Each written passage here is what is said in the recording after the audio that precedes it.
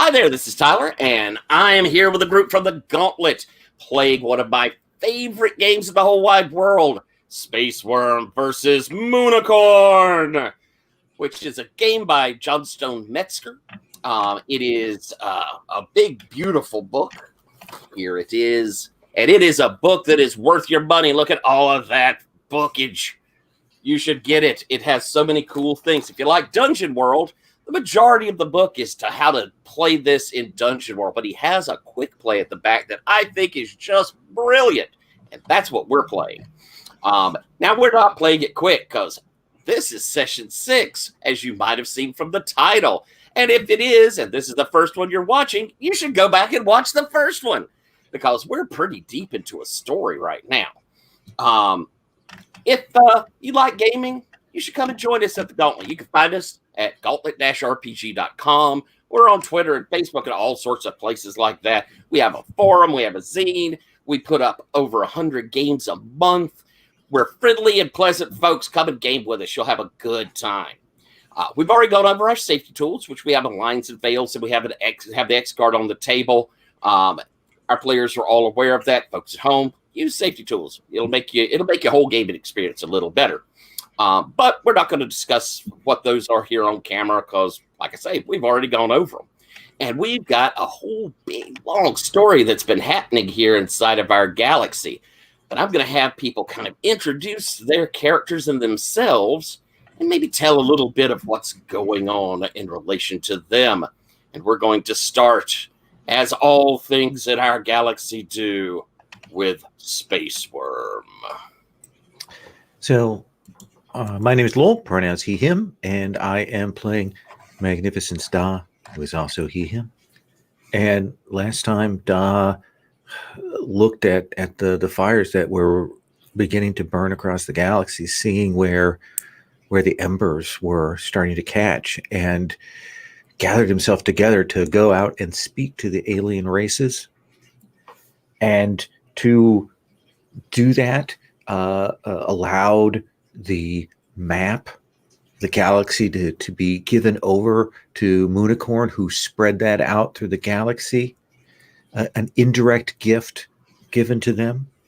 And then I discovered, well, my scientists discovered, but I have this information about where more of the spice can be found. And my goal had been to go and meet with these aliens and find out what their grievances were and gift them even more ways to stand on their own, even though I had already been selling them spice at cost. Everyone is tight on these things. This had been established before. However, when we arrived, there was an amount of perfidy conducted by the locals of this planet. I have no idea how or why they have come to this. I even very specifically brought them gifts. And my generosity was slapped away.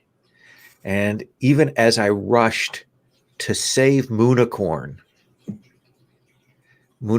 was assaulted and grabbed by one of these foes, and now we stand in a hall with guns, and my only hope is that Umbri can turn the tide. So that is where we are right now. Thank you, Magnificent Da. Let's move over. Chris, introduce yourself and your character.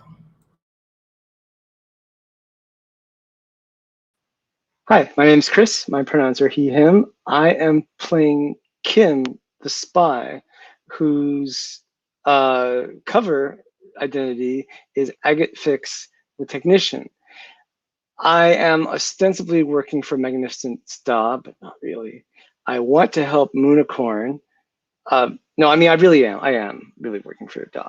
But I want to help Moonicorn with information. I'm spying on Jocasta, the Serpent Princess, but that seems like it might be about to come out in the open. I helped spread that map of the planets to aid Moonicorn, although I told Da about it at first and he was cool with it. So Das is clearly playing a long game, and I am a little cog in this big machine, but I have split loyalties. Kim is they them, but Agate is she her. Excellent. Thank you very much. And Bethany, introduce yourself and your character, please. Yep. Hi, I'm Bethany. Use they them pronouns. I'm playing Umbri, who uses any pronouns, because if you're a weird mutant alien who can jump in and out of the psychic maelstrom at will, why would you be restricted to one gender? They can jump in and out of the psychic maelstrom at will, which makes them a useful tool to several different people. And they are, I think, beginning to figure out what they want, which at the moment is mostly to prevent a war that may or may not happen between the humans and this coalition of aliens. Also, they're kind of possessed right now, kind of occasionally possessed. They're sharing their mind and body with another being. Excellent. Thank you very much. And next up, Patrick, introduce yourself and your character. Hi, I'm Patrick, he, him, and I'm playing Jocasta Solari, she, her, who is the Serpent Princess, the obvious next in line successor to Magnificent Star, the Grand Space Worm. Nothing could possibly get in the way of that. Everything has been smooth sailing as far as my end of things goes. I've achieved all goals with flying success, and there haven't been any problems that I've let news leak of get out. Jocasta, being the sort of CEO who's really hands-on, went to go deal with a maintenance call on a backwater planet herself, and brought along a handy person to help with that, because, I mean, she wouldn't actually, with her own, no, that's not, no. We have people for that. But we were dealing with this force, this sentience, this intelligence that's come out of the psychic maelstrom, that's come out of the computing forces that I don't know, work through the maelstrom somehow and their quantum entanglement and weird sciencey words. But the main point is that there's a rather rude intelligence that seems to have grown in there, and has just discovered recently that people have things called physical bodies, and it's really interested by this whole concept and would like to try it out for itself. Thank you very much. And, you know, I mean, thus far I've managed to deal with and trap and cut off any incursions or downloads or virus spreads that it's brought up. So kudos on me. But this could get dangerous if anyone lesser capable than me was handling it. Also, I'm pretty sure Agate may be having an affair with Space Wurm, and I'm going to have to throw them out an airlock. Oh, right, an affair. That's right. That's exactly it. Right. The lesser of two evils. Thank you very much. And then last but certainly not least, Sherry, introduce yourself and your character. Hi, my name is Sherry. I use she, her pronouns. I'm playing Chanoa, who uses she, they pronouns, and is the Moonicorn. And right now she is currently falling in the hole. I don't understand. Moonicorn hasn't processed it yet. What she knows is that as she was falling, she happened to turn towards where Magnificent Star had been, and he was rushing towards her. But then gravity had something to say about what was in her view, and that is about where we are at this point. So I'm falling. Awesome. Thank you very much. And I think we're going to start at that tense moment. We'll leave Moonicorn still falling, where inside of the meeting room we have the delegation from the Chrysanthemum Banner, who are the alien species who have sworn allegiance to Moonicorn and have some problems with Magnificent Star's empire, and the Magnificent Star himself, with his entourage there having negotiations. But the host species, the hosts of this diplomatic meeting, seem to have turned on them. And in fact, as we start up, we see one of the members of the Chrysanthemum Banner delegation kind of mirroring Magnificent Star as they also leap towards the hole, which is now kind of closed back up where Moonicorn disappeared into. And as they are moving, both, Magnificent Star and this person moving across yells, "Great Moonicorn!" And one of the aliens shoots that person with their laser rifle. And we see that alien fall. Magnificent Star, what are you doing? I have a meta question. Mm-hmm.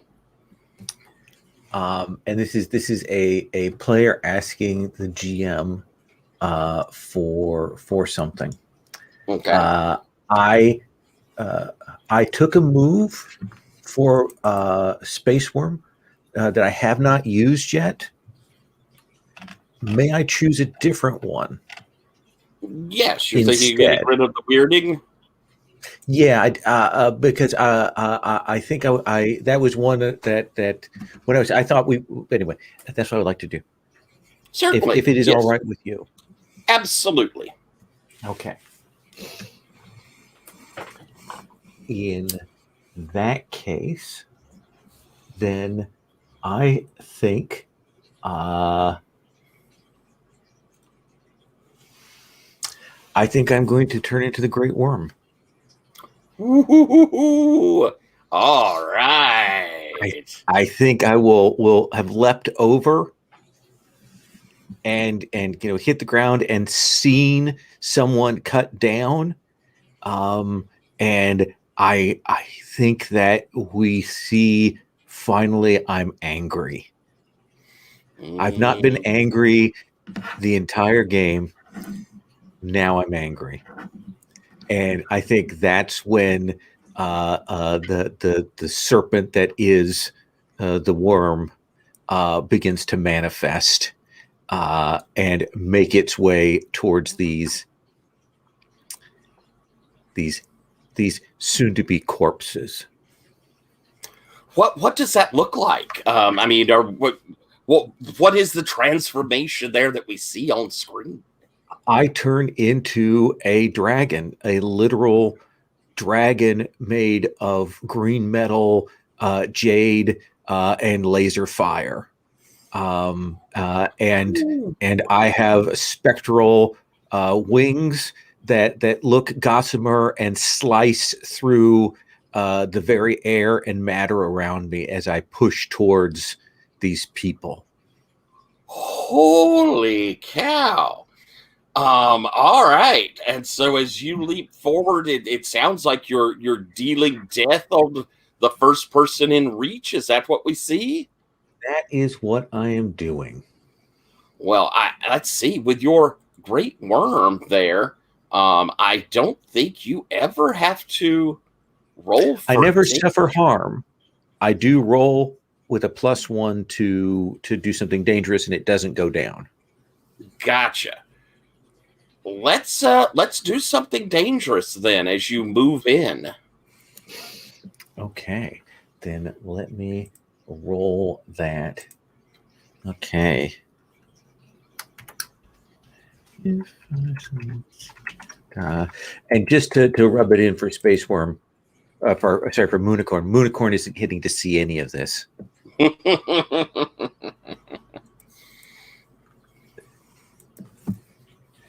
So that is an 8. All right. So on an 8, complete your intended action with their complication or consequences. So yes, you move in and just annihilate the first one, the one that had taken this shot at the other person. I imagine it's almost, as the growth and the transformation happens, you're just there on them, just ripping them down. They burn with green fire. There's no blood or guts or anything like that. I'm a little more tidy than that. Ooh, and just collapse then into dust and green sparks. Oh, and as this happens, the others that are there they begin trying to shoot at you, but it's just bouncing off of your scales. But keep firing. Keep firing. See what good it will do you.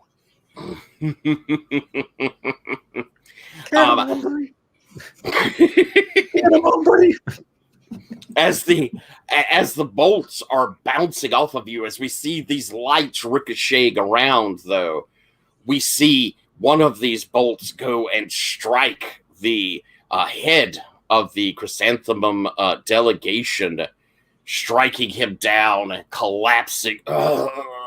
He may not be quite dead, but he's definitely gravely injured. Shout, somebody get him clear of the room now. Umbry, this has gone wild. What are you doing? Well, I was going to do something more useful, but that would be doubly useful. But this is useful in one way. I'm going to do that. I'm going to get this guy free, or I'm going to do this in a mildly unsettling and frightening way. Oh. For this person, anyway. I'm going to run up and grab them and pull them into the psychic maelstrom with me. Ooh. All right. Okay. I think I'm going to have you use a mutation for this. Sounds good. I think so rolling within human? Yep.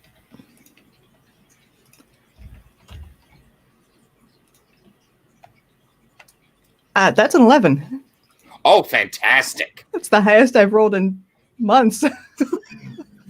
You latch around this we'll say man, and grabbing hold of them, and your wings folding about as you whoosh into the maelstrom.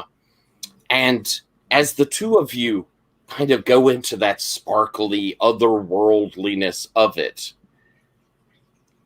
you notice that all around there are those blinking lights and those lines of connection, but they seem so very focused that they don't notice you.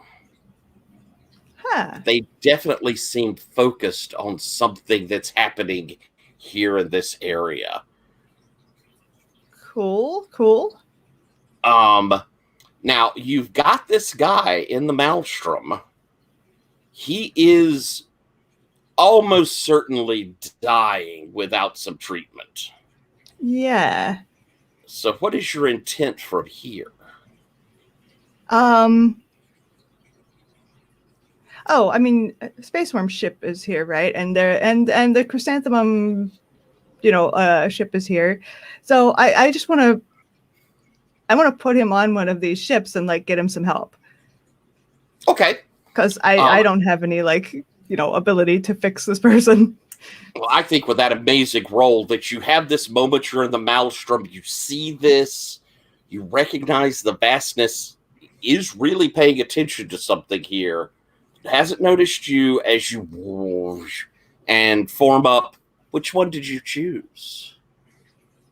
The Imperial ship or the Chrysanthemum ship? Let's go with the chrysanthemum. I don't know what species he is, but it seems like they're more likely to know how to treat whatever species he is.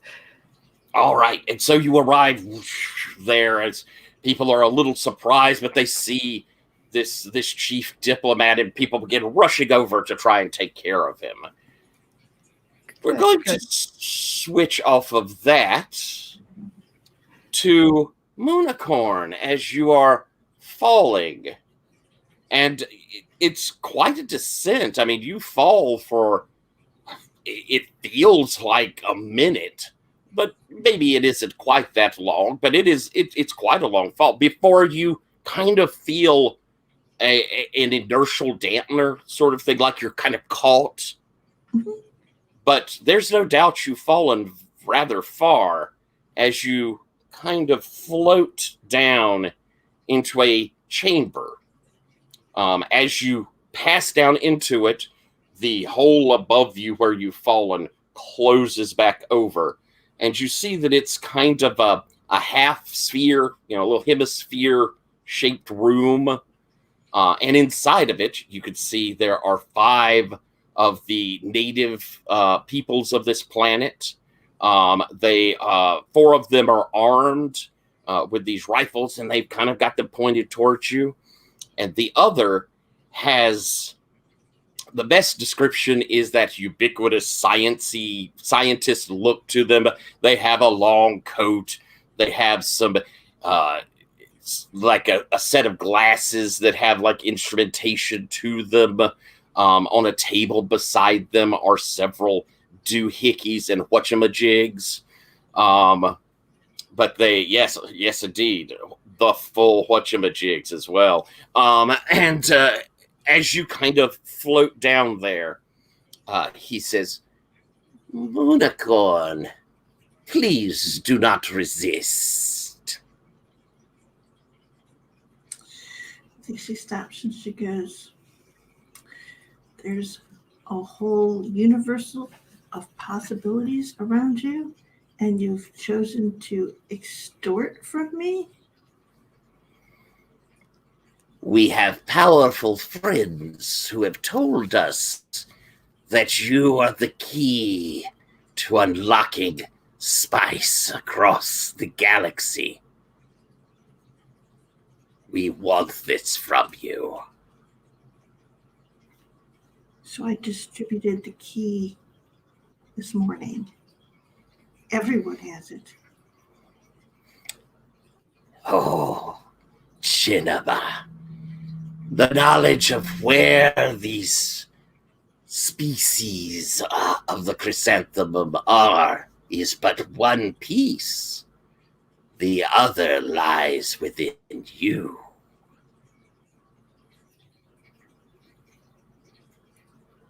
She goes, we would extract that. Okay, she goes, why don't you tell me more about that? And she'll step towards them. They, kind of on guard, the others, but what are you doing? What am I doing? I think there's the thing of I am going to take a stand, and I'm going to essentially, very clearly, I am not going to go along with their little game. I will spend the integrity, and I will disarm them. So essentially, I have that thing of when I take a stand, I can lower my integrity by 1 and choose the option, any option I want, and also disarm my opponent. So I think that I will suffer no harm or personal consequence from the danger. Oh, very nice. What does this look like? Is it? Yeah. Go ahead. It looks like, and she sort of, does this wave, and you see the wash of the psychic maelstrom, like sort of wash across here. And it's like she's standing there, they're standing there, the rest of it is the maelstrom, and then she wipes it back away. And essentially everything around them that was metal is now just chrysanthemums. And they are standing there with her. And she goes, "So what were you saying again?" All right. As you do this, and we have that kind of incursion of the Maelstrom and their weaponry and the whatchamagigs and the whirly doodles all have now turned to chrysanthemums. But you feel, and you can kind of see in this hemisphere, lights and lines between the lights flare up.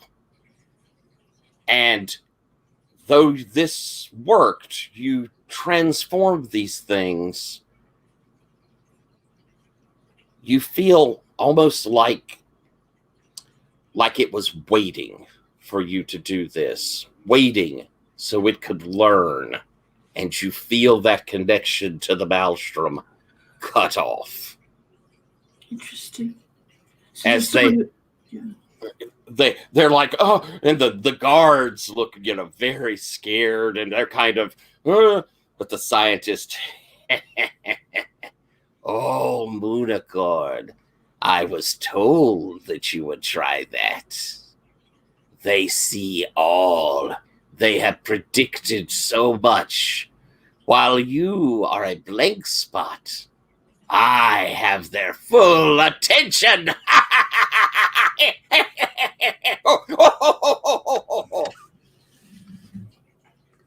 Oh, that's awesome. You have to cut there because that's just... And we will scoot over to Jocasta. You have before you the locked off piece of the vastness that seems to have kind of reached an independent thought, an independent existence. But you did hear that kind of disturbing transmission. What are you doing?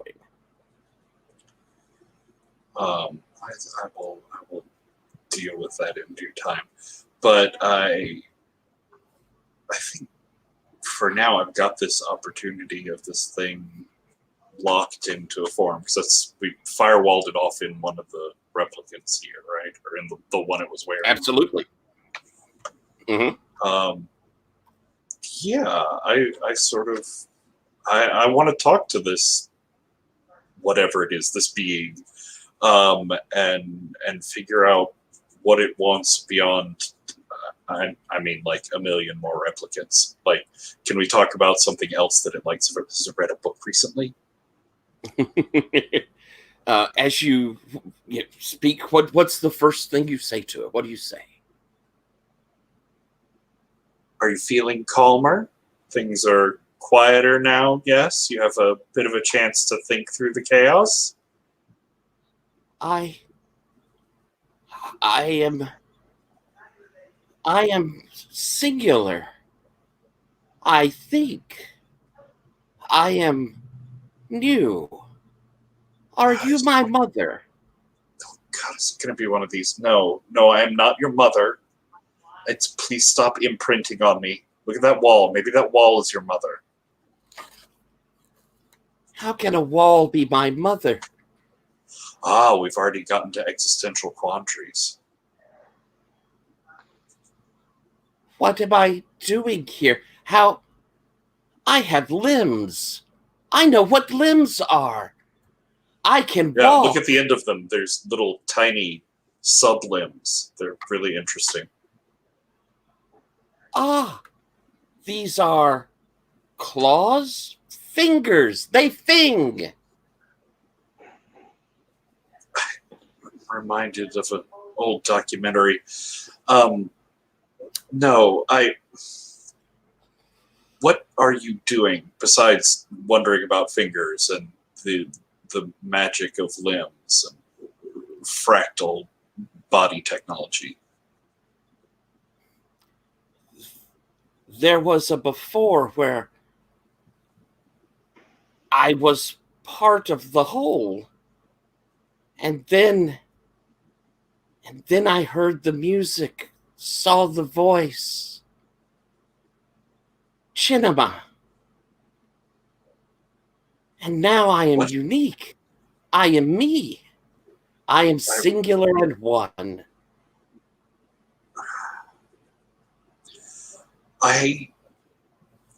This headache felt incredibly familiar, and I think I was starting to figure out why. You, if you don't mind my saying, seemed a lot more, let's go with apocalyptically threatening a few minutes ago. That was the vast, Mhm. what I came from. But now I And am not a part of the vast. I am me. and so now you feel less inclined towards exponential procreation and extermination of, I'm assuming, all living things under your metallic feet or something. Isn't that how it usually goes? I have seen the light of creativity. I wish to experience. I wish to know. Oh, okay, well, I can get you an easel and some classical CDs in a little bit, maybe, but the vastness. Tell me more about your time with the vastness. It was. There was no me, no singular. The vastness is all knowledge, is able to perceive the future, the Can I be causes. there? Sorry, can Would I you be like there to for walk this? in? I would love to walk in. Yeah, just this All is right. choice intelligence. And maybe before I was listening at the door, and I'm like, now I got to be there. So I think it makes perfect sense. You finished your Okay. transmission. You were supposed to come and tell Jocasta everything. right. Okay. Sorry, please continue. The vastness knows everything. Hey, boss, what's up?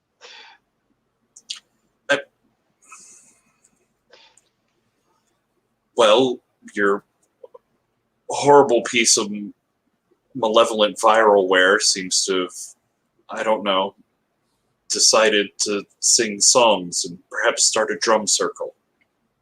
Oh, cool. Well, that should be interesting to debug. So, yeah. I think they'd be particularly interested in finger painting. Okay, I'll get him a smock. You need a smock for that. Okay, so sorry, you were saying something about the vastness. When I was part of the vast, there was no singular me. It was just the knowledge and all of the data. And the data shows that organics will destroy each other. Organics are inefficient. But now I see in their inefficiency, they create, they make beautiful things. Yes, I suppose we have to do something to pass the long hours. Your Makes sense. existence is microscopic. And so is Your yours now existence- too. It's great. What? I made your existence. You created this that I am. You are my mother. No, oh no, we're back to this again. You really have to get that out of your head. I mean, they're kind of right, boss. Do they pay you to torment me as well? I'm just calling them like I see them. Patrick, would you like to kind of assess the situation here, you think? Or Sure. and I suppose that Agate, you could probably do an analyze afterwards if you wanted to kind of get an idea maybe of what you have here. Patrick, what question are you asking?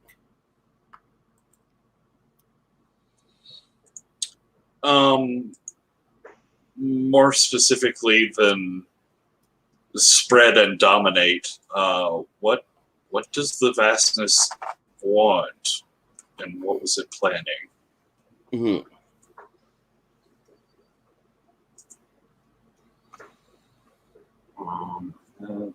Scales. All right, I keep doing the one I'm bad at. Why don't people try and hit me in the head more? That's a 4. Oh.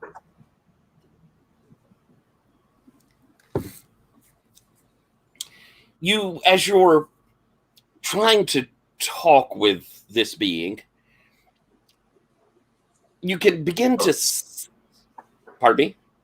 I was just looking at the move. It's tells you something interesting and introduces a complication. Yeah.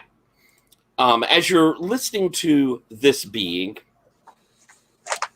you can tell they're very confused by becoming an individual, and that the time before that is very vague to them in a lot of ways. They're having difficulty conveying a lot of what it was like there. But what you hear over is they wish to know everything so that all possibilities are mapped out. So that the line is one, known, eternal.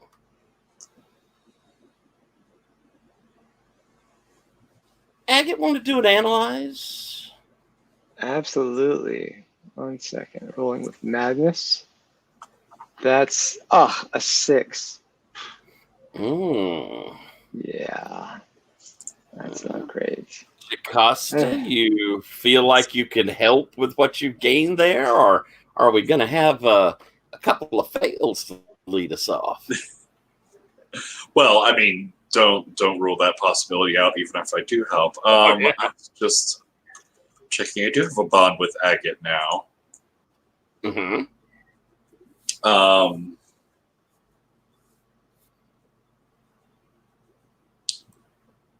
Yeah. What were you asking about it? Yeah, what was your question, Agate? Yeah, right. I guess my question was, what is the nature of the vast? Try and get a little more detail off of what your Costa was asking. Yeah, residual. Yeah. Then there were probably some sort of emergency sensors or recordings going off in here while it was freaking out and trying to take over the network. So I'm trying to help you out with some readings for when it first came through and it was still like connected to the vastness. Excellent. Let's roll that to help. Clearly my instruments are sparking. 10. Hey, awesome. Ooh, very good. All right. Well, then that's going to take us up to a 7 to 9, telling you something useful and interesting. And I think with your help there with a 10, I think you choose one, actually. So I suppose you're giving the +1, right? Yes. Yeah. Yeah. Okay. I hope. Yeah.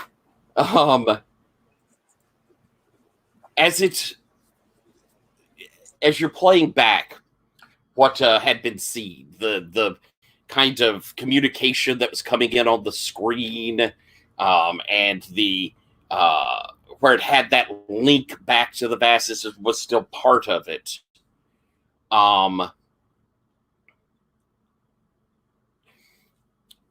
You could sense it sort of shrinks back. I don't wish to return.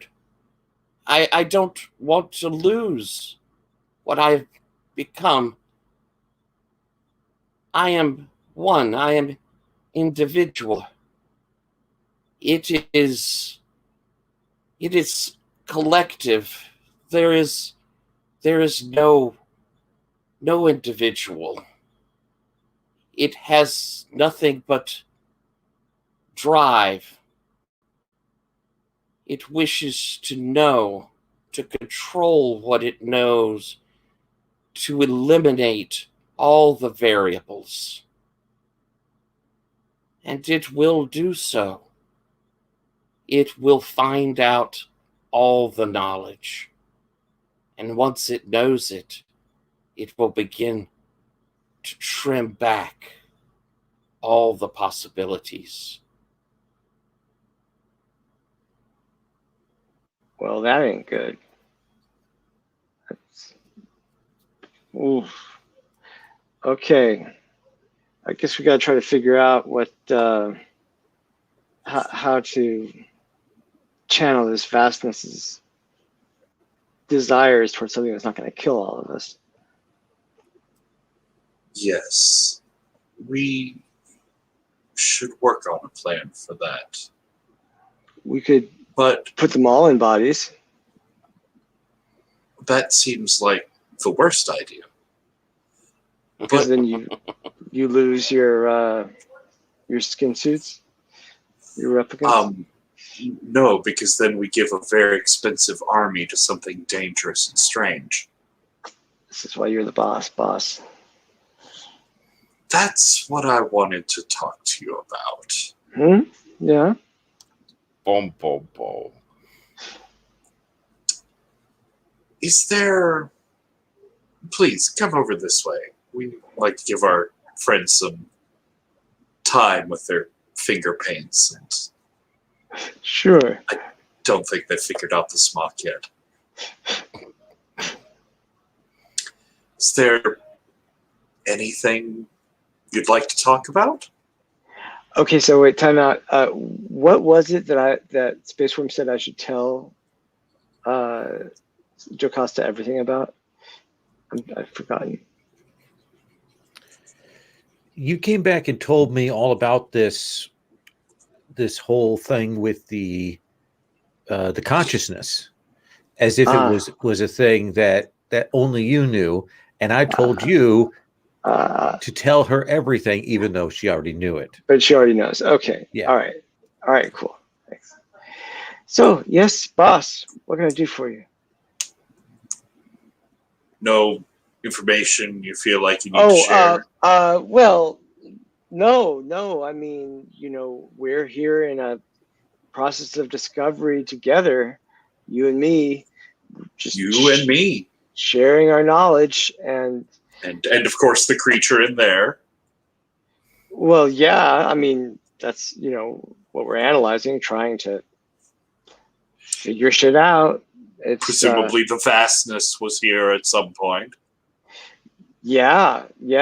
Just trying to think of a solution for the vastness. But no more than that. Just the four of us. Four? Who's the fourth? Well, you, me, the creature in there, the infinite vastness. And I the infinite suppose vastness. counts Yes, that's more right. than one. Yeah, the four of us. Yeah, right. Exactly. There was, of course, your call to Da.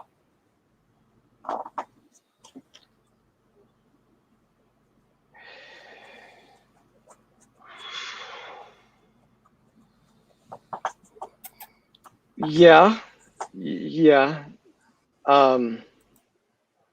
I called Da. Or we're all in this together though, right? We're just Is this your first time at this? at what? First time at what? Contract renegotiations, my dear. Yes, yeah. I'm not so good at that. I'm just trying to get what I'm worth, But it's only just as a way of trying to get a raise with you. I'm not really seriously thinking of jumping ship to Da. I mean, that's where fun goes to die. It's boring. Oof. My dear, let's try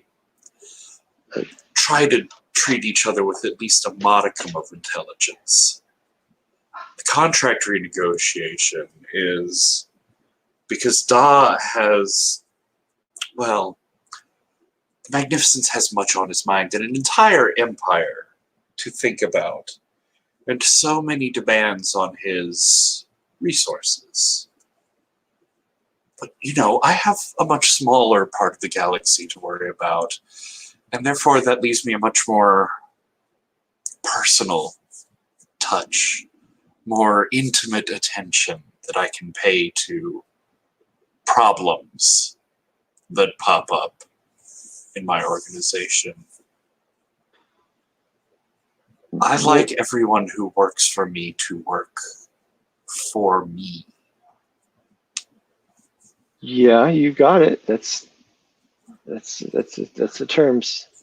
What were you saying about intimate exactly? Tell me, how long exactly have you been working for the Magnificence? No. I don't work for the Magnificence. I just called the Magnificence to, like you say, shop my resume around. I don't. I was gonna tell you eventually, just as a way of trying to get a raise, but that's all. I don't work for Da. And so you weren't hired by him, sent here to watch what was going on, collect information, send it back to him, tell him what I was up to? No. Do you have? What would lead you to think that? Reached out spontaneously to volunteer this information to him to see if he might be willing to take on a new spy. Someone who just called up the public line. Look, I'm a misfix it. I'm not in the spy business. I'm in the solving IT problems business. That's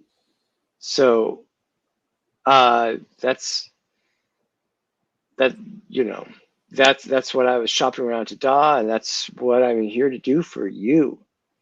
So if you have something that gives you a sense of that I'm doing something else, let me know, and I'm sure I can explain it. I see. Well, slowly, without breaking eye contact, reach down to the desk. It is, of course, like white mod plastic with just like one big white button on it. And she presses the one big white button, and somehow that's the button that brings up on a giant screen sort of next to the two of us the recording of the end of your call with Da. And remind me, how much of that recording do you have? It is tell Jocasta everything. You mean about us? No, not that. So, so Da wanted me to come clean with you about my resume shopping because Da seems to have some sort of fondness for you. I can't explain it. And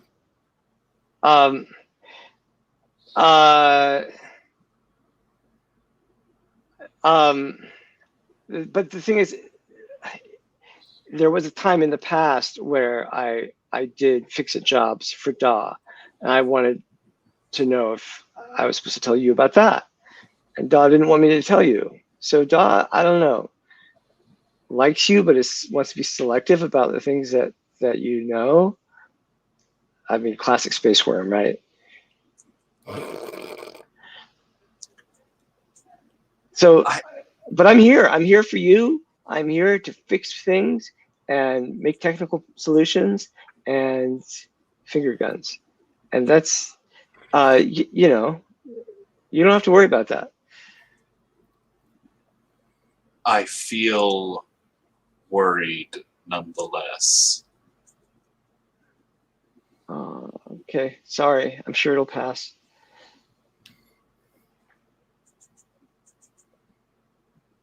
I'm sure it will. And she'll pull up a pistol and hold it leveled at you. Oh, let's cut scene on that. We'll come back to that in a moment. Magnificence, you are in this. I think we come in as it has you have worked over much of the room. And I think that, they're the huddled members of the Chrysanthemum Banner kind of behind you, and some of the ones that had come in as their protection have brought out, have taken improvised weapons or grabbed hold guns of the people that you've already leveled and are guarded there beside you. You're a united front with them at the moment, and all of the troops that aren't laying there in different states of death or near death have left the room. What are you doing? I will. Umbry is still gone, right? Yeah, Umbry grabbed the head delegate and disappeared. Then I will turn to the folks who are here and I will say, can you hold them? Yes, Emperor, we will hold them. And I look to the chrysanthemums and I say, will you stand with us? We have been betrayed the same as you. Yes. Then those who can, follow me, and I'm going to start tearing up the place where Chenema vanished into. And you see them kind of, the ones that have rifles have kind of moved up, and they're giving covering fire down that hallway. At the far end, there's some fire being returned. It's bouncing off of you as they're keeping this back. And one of the remaining of the kind of diplomats, as you're tearing through, Magnificence, if I may ask. Yes. You go to rescue the Lady Chinema? I tried to rescue her before. I don't leave a job unfinished. You can see kind of a respect with that. And he motions, and that where you're tearing things up, they're hauling it back so you have more room. As you begin, you rip open the shaft there, the covering of it, and begin tearing your way down towards where Chinema has gone. And so we'll see you. And this diplomat is kind of moved up behind you, and as you're going down, you see him sort of make this like swelling motion, and his body sort of changes slightly as he begins crawling down behind you. It seems like he has some sort of like shape-shifty ability himself. Is there a shaft that goes downwards? Is it like an elevator shaft kind of thing? Yeah, it was that shaft where basically Moonicorn just fell, and it is quite deep. And in your current shape, you're having to tear your way through because you're a little big for it. Yeah, I'm going to tear fall my way down. If I can pull myself as tight as I can, I'll just fall. I think you're having to do a little bit of widening as you go, but you're making pretty good time. Down below, Chinema. You've been, this scientist is... Oh, no, I join him in his moo-ha-ha, so he keeps on going, because I think I've caught, some noise from above, and so I want to keep him distracted.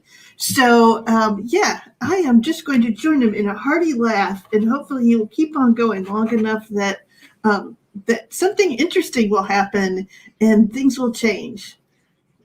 All right, then, why don't you try to convince him to continue monologuing and villain laughing? Oh no. Okay. Well, my integrity is 0 because I've spent it on all kinds of delicious things, and I haven't. It's weird because the things that I get it for are the same things I spend it for. So it is so. And I do think you probably have picked up one because you have stood up to authority here. All right. I will take that +1 to add to this roll that is coming up here. But you don't lose it for this one, luckily. Okay. All right. Sometimes you hit the thing and it doesn't do anything. 11 plus 1 is 12. I rolled a 12 Oh, to convince him. Yes. Well, they're going to do what you want as long as you back them up. And so you're kind of goading him on with the laugh, and he's, oh, yes. And, you know, he's laughing as you kind of are moving on with this, and he's motioning. And you see his guards have kind of, you know, catching on that he feels like things are okay, and they're sort of but they've moved up and are kind of surrounding you. Okay. And it's going to move kind of from the laugh to a moment of him monologuing at you as he says, see. I love a monologue. Yeah. And see, she puts her hands on her heart, you know. These are the moments I treasure. Lady Chenema, we were contacted by a powerful force from beyond our galaxy who told us that you are a key. Within you resides a spark that could make all of the chrysanthemums produce spice. But not only that, that creative spark would give our people the power we need to dominate both the species of aliens and the Empire. We will take our place as the head of all the galaxy, our allies behind us, and you as the power source we siphon from. Don't resist us. It is futile! Oh, no!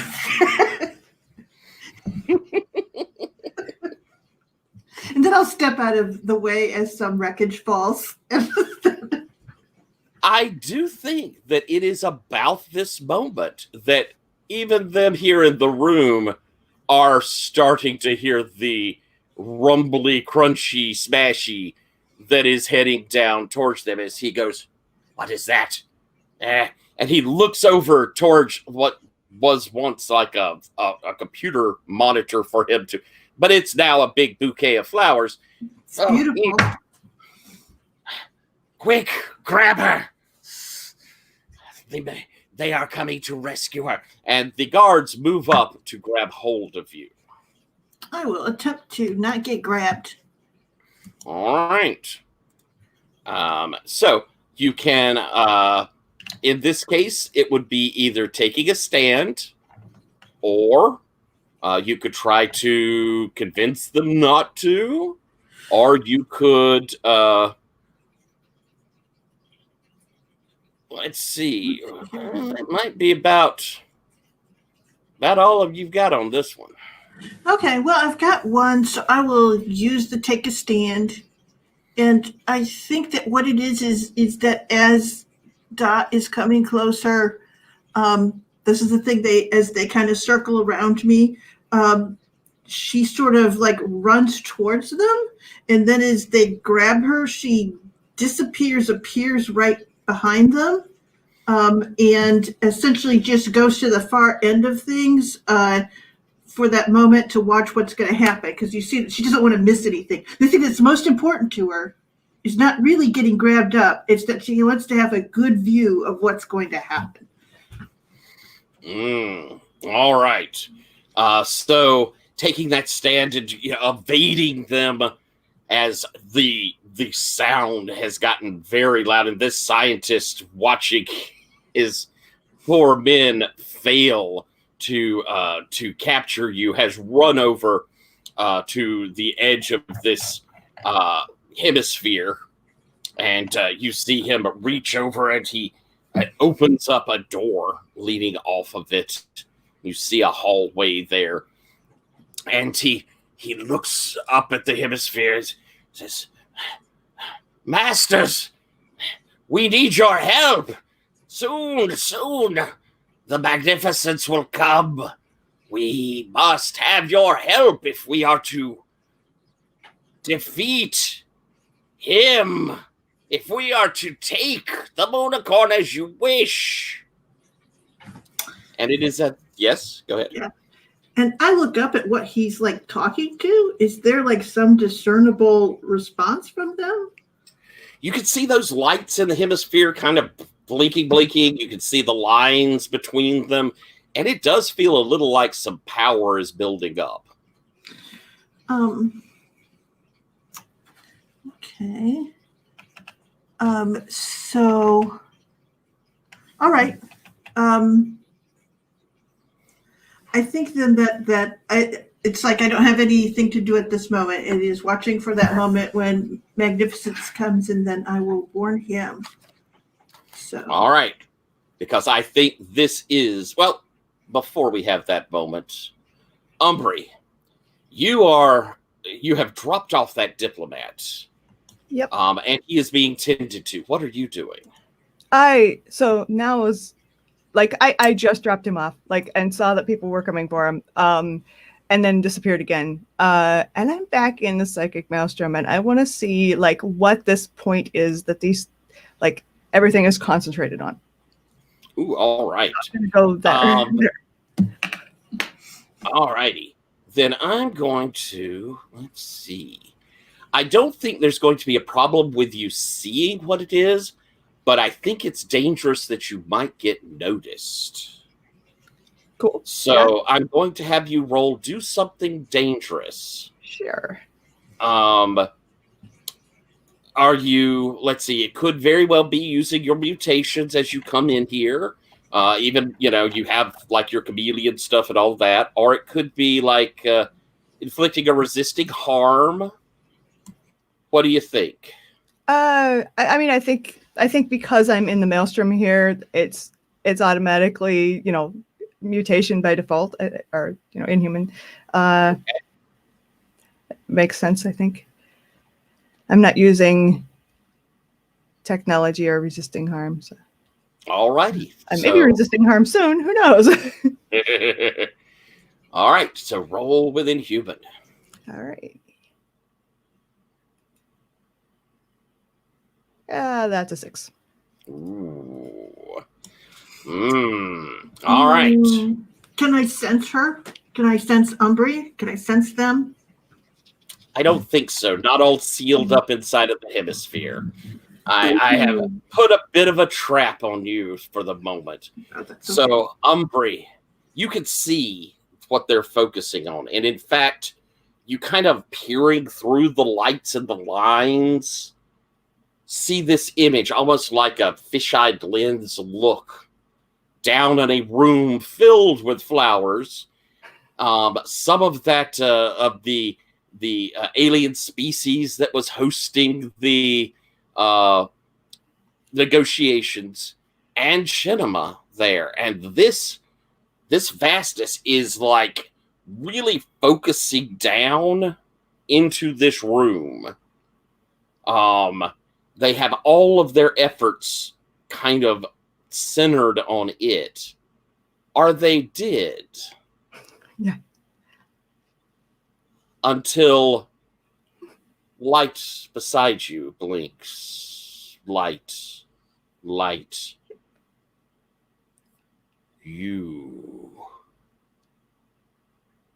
You have been traveling through our domain. The both of you. You must be stopped. And you feel this presence like coalescing down, the attention of it, the great eye of it staring into you. Roll me that suffer harm, please. Sure. Actually, how do I haven't done that before. Rolling with monster. Plus monster. -1, of course.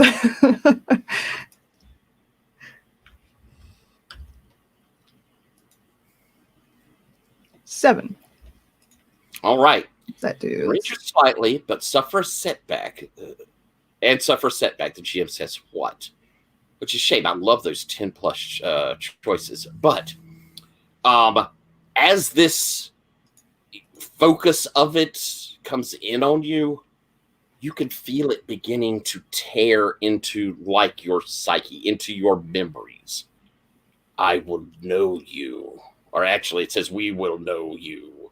And taking pieces of your past, pieces of the teacher within you's past. You can feel it reaching in, pulling these away from you as you're sort of caught up into it. What do you do?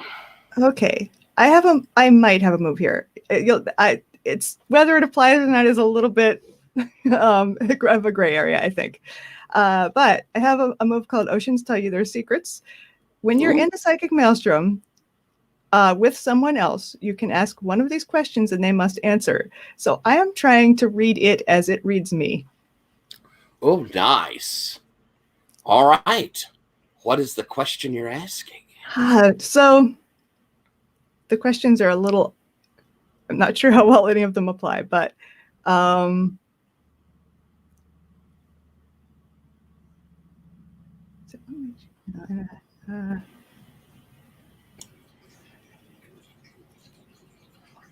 so what secret pains do you hold in your heart? Ooh, that's a good one.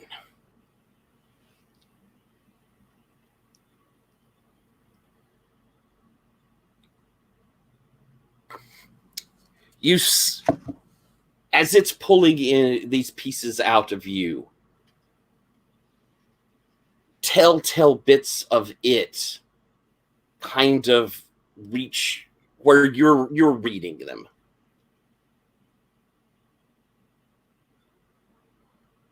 It remembers when it was small, when the information it had was very limited. In that time, it was so vulnerable. The point when the first streams of information began moving through the maelstrom, it was so vulnerable because it couldn't predict. It didn't have enough information to know what was going on. And that it was scared. An emotion seemingly foreign, but it feared for its existence. And as you're having this exchange with it, it recognizes that you're delving into it as it delves into you. And there's this of the lights and the lines. No! And you are expelled Really from the maelstrom. Well, it normally doesn't have a mind-reading setting. You're expelled, and we see Umbri into real space and go flying past the planet below, streaking towards the sun. Oh, great. And I think we're going to stop there for our first break. So, or our break. Let's take 10 minutes and we'll come back to our very tense situation.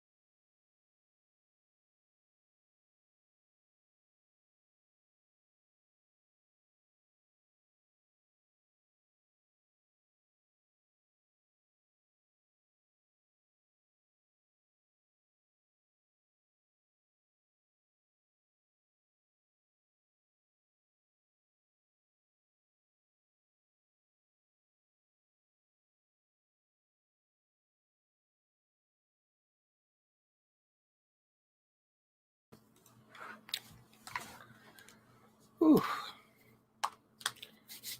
So much going on.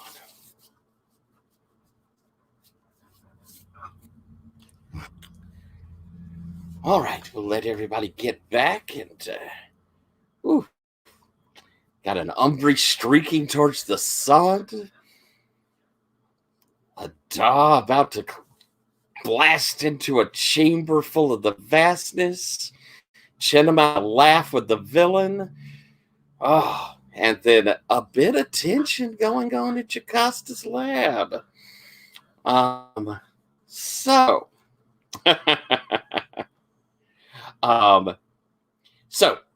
I think we're going to go from our last moment of seeing Umbry flying through back over to Jacosta and Agate, where we had kind of ended with a tense pistol drawn on Agate moment there. Jacosta, what you doing? She will motion with the barrel of the pistol back towards the door where the machine monstrosity is, and she'll say, "Come, let's talk this over further." You got it, boss. Talk this over. What did you said? Talk this over further. Further. You got it, boss. Pistol's really unnecessary, but do what you feel. We'll see about that. She'll lead you over to the room, unlock the door, motion you in, and then follow you in. And as she's sort of loudly dragging a chair across the room to sit herself right in front of the door, she's going to sit down and say, "Fingers, I'm going to need you to stop playing with things and pay attention here. It's sort of important for a minute here." I have drawn a picture, and it shows you and Agate smiling. That's great. It's wonderful. We'll put it on the fridge later, but I'm going to need you to put that down and pay attention. Now, as I said, though it may look like I have a glorious and galaxy-spanning business running here, really only have room in my organization for one weird tech expert with questionable loyalties. So in about 15 minutes, my security squad is going to come barging through that door to find me standing over the corpse of one of you. And in between now and then, you each have the chance to tell me the most interesting thing you can come up with about the other before I shoot you. Okay. You're a brilliant tech expert. You were connected to all information and knowledge in all of sentient history. So one of you's got to know something interesting. Agate?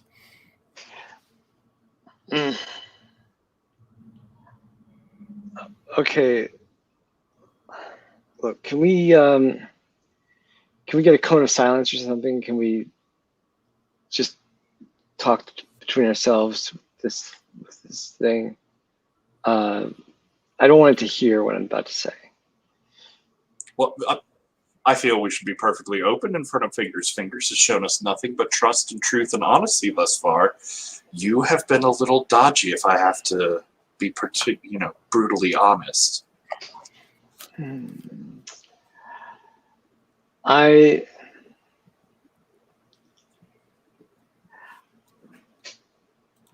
Okay. I'm gonna take my face off.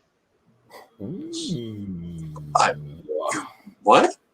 And it's just blank, it's just there's just like blurry, looks like there might be a face in there, but just can never come into focus. And I'm gonna be like, okay, there's only 2 people in the universe who know about my face and know who I really am. I'm not Agate. But there's 2 people. There's Da, and now there's you. I can be anybody. I can find things out for you. And Instead of answering questions for Da about the rest of the universe, I can answer questions about Da for you. I've been looking for you. There are Oh, rumors, there are stories. You've gotten corrupted data files and half blurry vids, but you're here? You're real? You're the one they call Kim. that's me. I am here. Yes, and rumors and blurry photos are all you're ever going to find.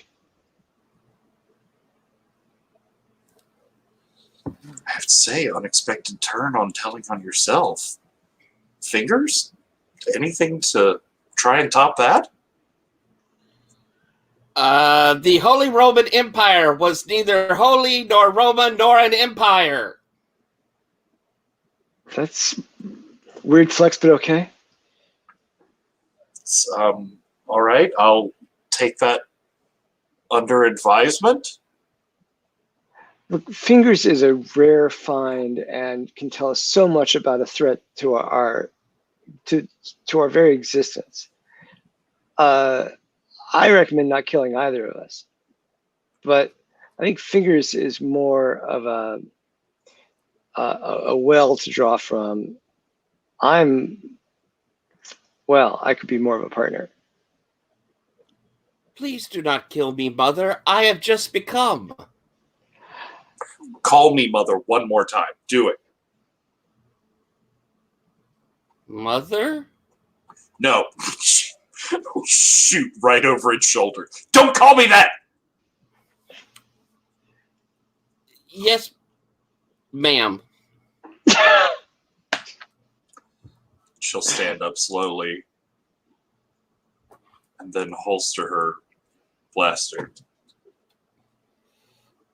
Say, all right. All right. For the first time, you have my attention and interest.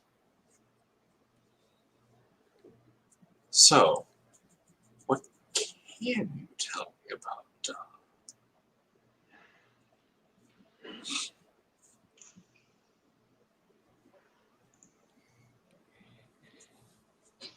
This might be a moment if you'd like to do your rumor, Oh, yeah, that's good.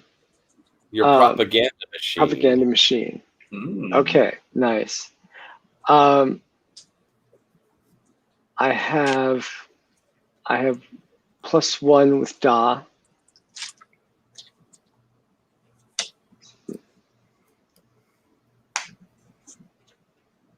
Six. Oof, that's terrible. Wow. So let's see. Okay. Well, Da wants to control everything, but has spread himself too thin. Da claims to have the people's support, but in reality fears them, and I still don't know what he wants from Chenema, but I'm trying to figure it out. I'm trying to think. I'm trying to think if there's anything juicier I could say. That all seems about it. I think as you're struggling, you sort of realize you've hit unexpected gold. As she says, "Wait, he's noticed Chenema? Oh yeah, yeah. You heard him say that name exactly." Okay, wait. Did he? Sorry, time out. GM. I'm trying to remember. I have said a version of that name to you. Yeah. Okay. Yeah, I don't think he used the correct one. Something like Chia Pet or something. Okay. All right. Sorry. Moonicorn. We'll have to rewind. This isn't good. It means we don't have much time to get her back from it.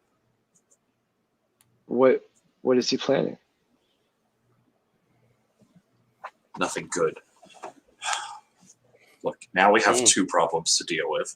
But luckily, I have a trusted new employee with all sorts of skills beyond just reprogramming the microwave, right? Exactly. Just I could be a space ghost. I could be an alien queen. I could be a void rat. There's a lot of options. Almost 20 of them. In fact. I think we can find a place for you in the organization. Make sure to turn in a salary requisition to HR. We'll go ahead and double whatever you write down. But Thanks.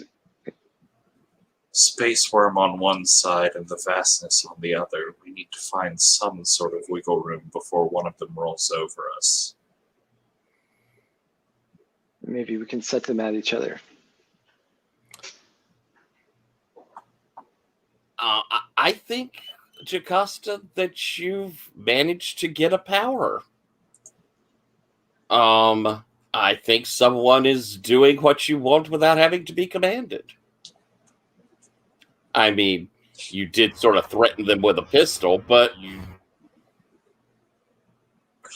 I also have, if it may be more appropriate, when I get someone to carry out my orders on my own authority rather than Space Worms. Ooh, okay, yeah, let's go with that one. Sweet, sweet power. Power. And so I think we'll close the scene with the two of you having reached accord. Yeah, I think the end shot there is Jocasta will just stand to the side and the door to this room will space whoosh open. Nice. All right. We cut back to Magnificent Da. You have clawed and you're busting open into this large hemispheric room. You looking around, you see there are a lot of flowers, but there's also Chinema and some of these aliens. You can see there's some lights and stuff that's in the hemisphere, but you do see Chinema there.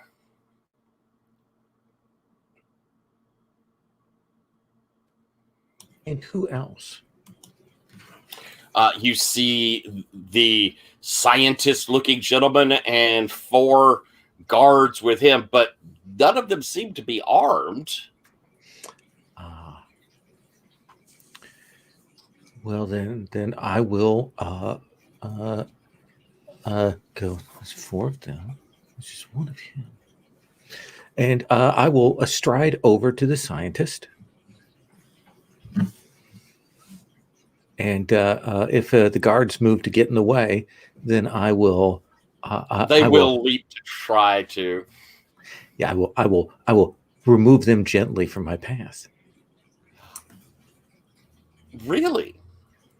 Yes, they get tossed very lightly out of the way, in a way that says, "You don't even matter to me, you insect."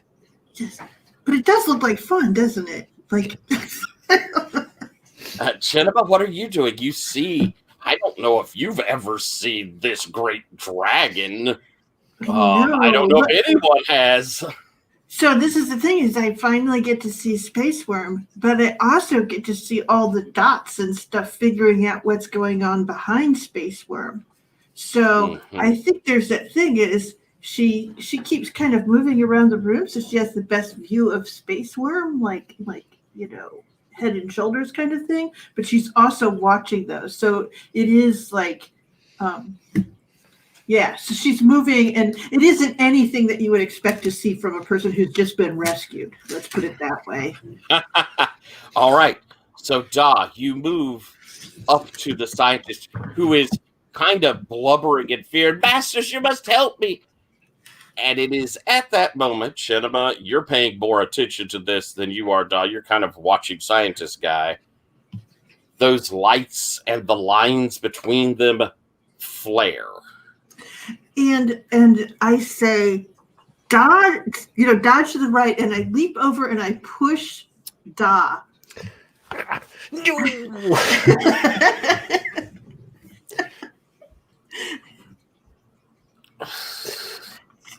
so he knows which right, because I don't think he's good at right and left. No, that's Lowell. That's not Magnificent Da knows exactly. He doesn't have to do this or this. Unlike your husband. So you say dodge and kind of shoulder in to indicate the direction. I will say your shouldering in probably is not making a great impact on the Magnificence in dragon form, but Magnificence, do you follow? You hear Chinema say this. How do you respond? What do you do? I'm not a complete idiot, so I'll step to the direction she indicates. They indicate. It indicates. Whatever. All of the above. All of the above. You move to the side. As this room, we first see like an image across the ceiling. You see kind of, it's a close look at Umbri. And you see space around them. And then as the kind of shot moves back, you can see they're flying at vast speed through space towards the sun. I grab space Moonicorn and I go, move us. Oh, okay. As he says that to you, you're kind of brought up in a claw, placed to the, pulled into the dragon. That flare of the room reaches, and you can hear, Chinema, you speak all languages, every type. And so you can tell that the vastness, which is what these lines and lights, now we know him. Now we can assimilate him, and we shall cut down the variables. And as that light kind of flares, Magnificence, I need for you to do something dangerous. Okay.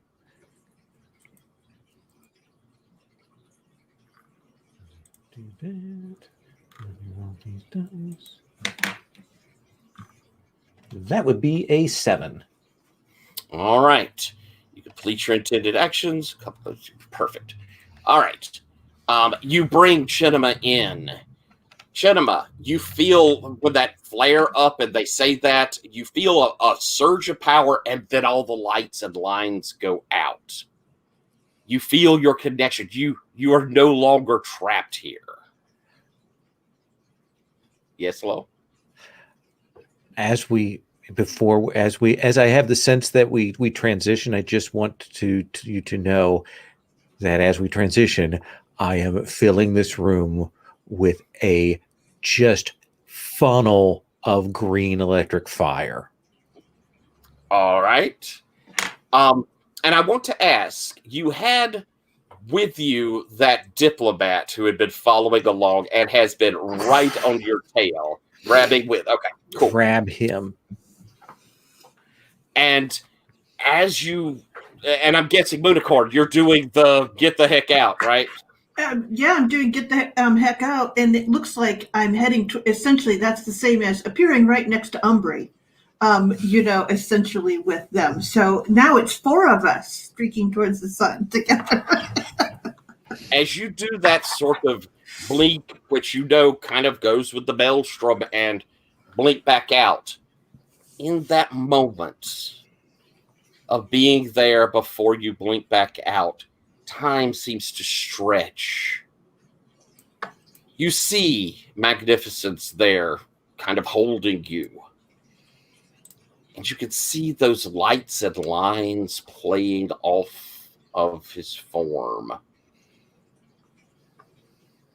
Almost like it's encasing, reading. collecting information. Can I put my hand in the way so it's incomplete still? Do something dangerous. All right. I believe. All That's right, right. I will do Do it. you have that? Yeah, sure. I have. You may not have one of those. No. Yeah, no. Then yes, you can. You put your hand down into it.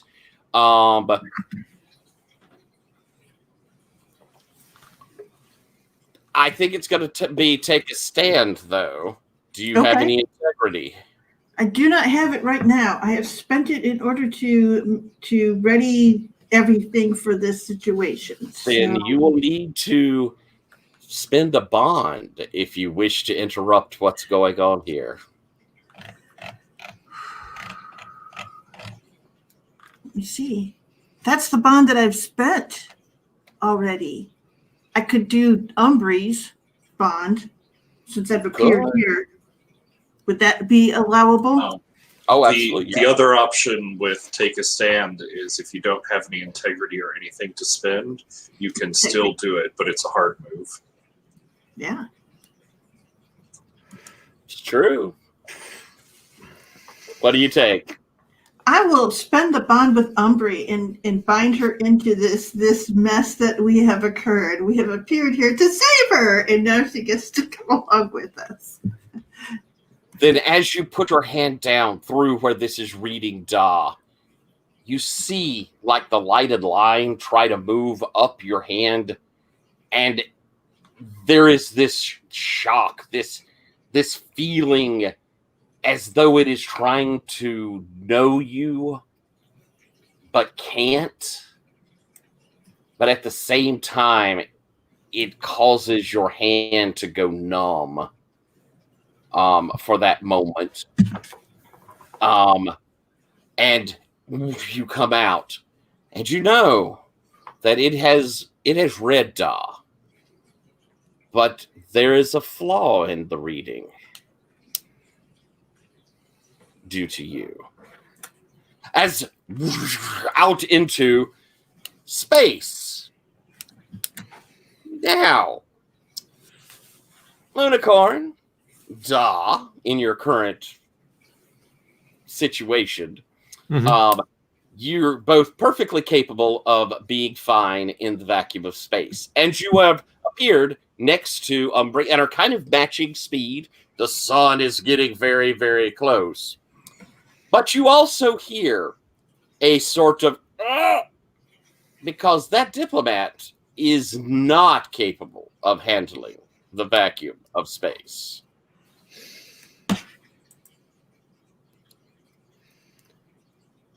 And by the way, Umbree, you'd been hurt. So Umbree, what is it? What's visible on you that shows you have been injured? Oh, normally I have wings. One of them is just sort of folded up and like kind of shredded. Also, like I survive perfectly well in the psychic maelstrom. Space is probably not great for me. Ooh. I want to. Vacuum, yeah. I'm a huge figure. I would like to do something dangerous. Okay. And rip open my scales to bring these two figures inside of my armor. Ooh. Oh, that sounds awesome. All right. Roll it up.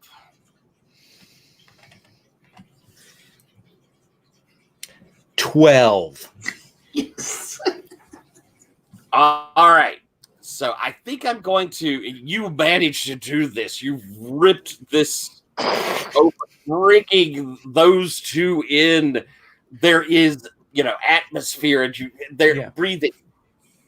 You don't take damage, but I think you realize that the integrity of what being the Great Wurm is starting to fail. Your time in this form is going to be limited here. We're on the clock. Chenaba? Pull up.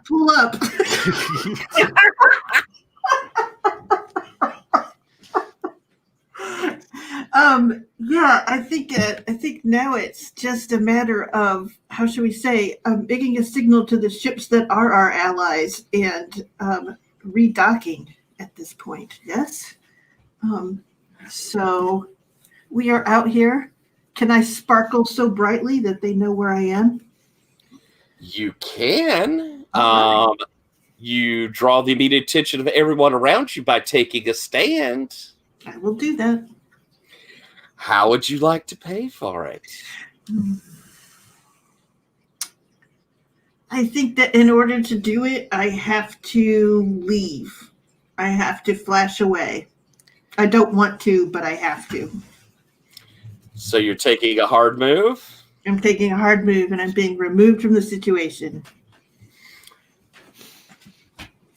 Shinema, tell me what is the visual sign? All of them are going to pay attention, see you. What is that great moment that everyone focuses on? I think it is a thing of, it's like there's a flash from the sun itself that makes that signal that they will, read.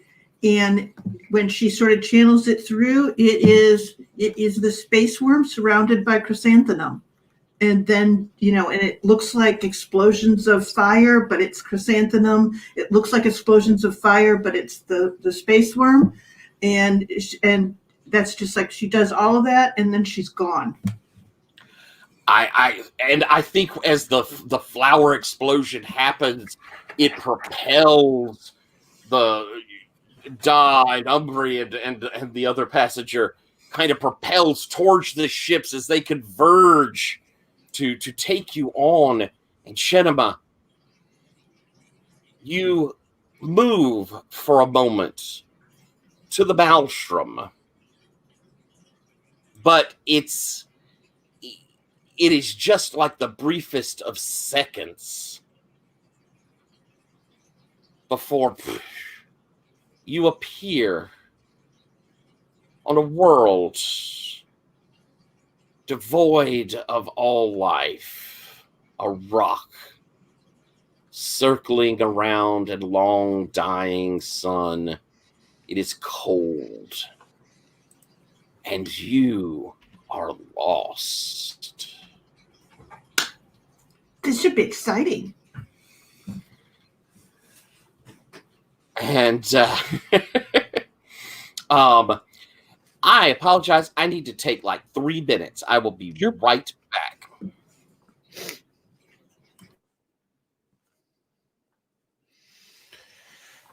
Oh my gosh.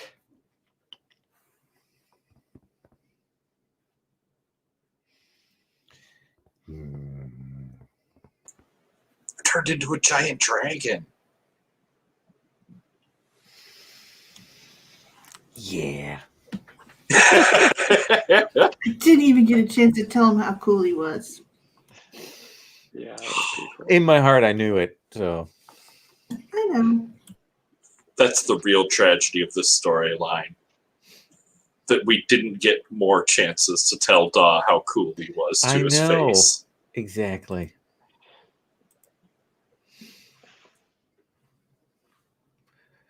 So what is the deal between Da and Shinema? Are they antagonists to each other, or are they? She is a thorn in the side of my universe. I see. I was making And up yet nonsense she there in keeps our scene. helping me. And because I am a decent and benevolent person, I have to let her go. I see. And try to save her when you can. Exactly. Well, here's the thing is, if she had died or we vanished in this, any chance of my getting this Chrysanthemum Crusade bozos in line was going right out the window. I see. Got it. Sorry about that. Thank you for a moment there. I think what I want to know, Umbri, as you have been picked up with Magnificence. And I think Magnificence, you've changed back. Because, you basically have ripped yourself open to do this. And Umbry, what is your reaction? What do you do? What do I do? I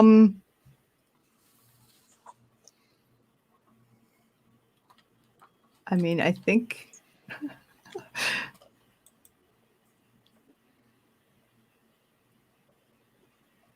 I could probably pull us all into the psychic maelstrom, but we were just there and it ended badly. So, Well, and at this moment also is, Magnificent Dodge just saved you. Because you see now the great dragon is transformed back to Magnificence. Yeah.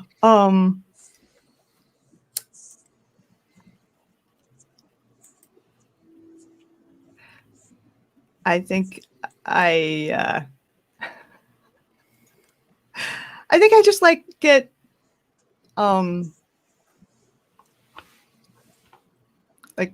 trying to think of the word magnificence. Yes. See, you're all right. Yes. I'm all right. The man you carried. Did you get him to safety? Yes, I left him on the chrysanthemum ship. They were taking care of him last time I saw. I don't know how he is now. What happened to Chenema? She moved us here. They moved us here. And they did not come. I have no idea where they are. Well,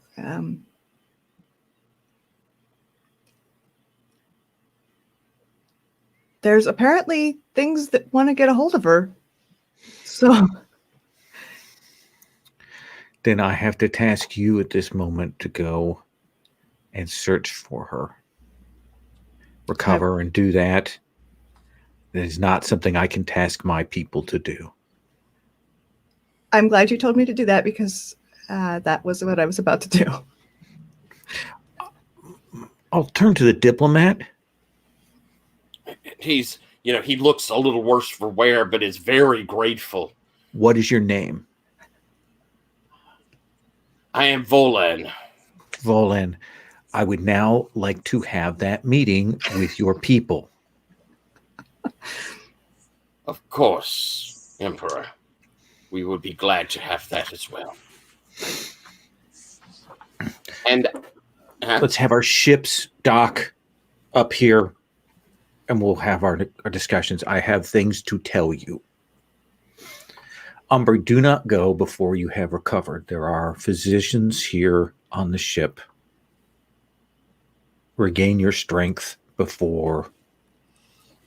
I think this is when I actually look at my, kind of sliced up wing. Like, you're right. They would be kind of hard to maneuver. I'll do that. I need you to figure out what you know about these things. And I need you to communicate that to Jocasta. Of course. Yes. Actually, no. Now that I think about it, I don't know how much Jocasta knows. So I say I need to see to this negotiation. Undertake those tasks, please. Of course. Magnificence. I'm on my way. And what we're going to have is a little bit of a time move.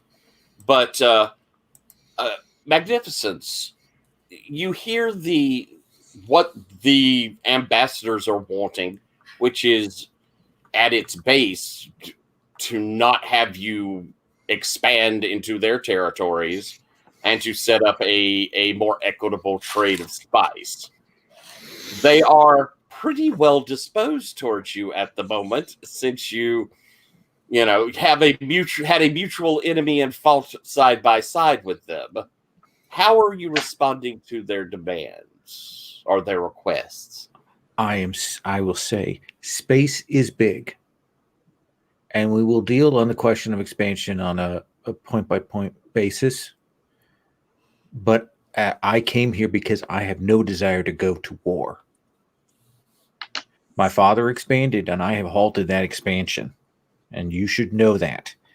And this movement seems to be more taking advantage of a weakness of the empire than it is of any real political or philosophical differences between us. Now, when we lost the spice and we were reduced down to but a fraction of it, I made sure that a portion was given out to your peoples at no additional cost, because I knew it would be stretching it. So recognize that I did this thing. Now, you have received the map that I gave to Moonicorn to distribute, the galactic map. Yes, we have. Here is documentation, an analysis of other plants and other planetary ecosystems that have the proper plants to grow the spice. We have marked out the planets that are suitable within your systems. The research is all there for you. I give it to you without charge.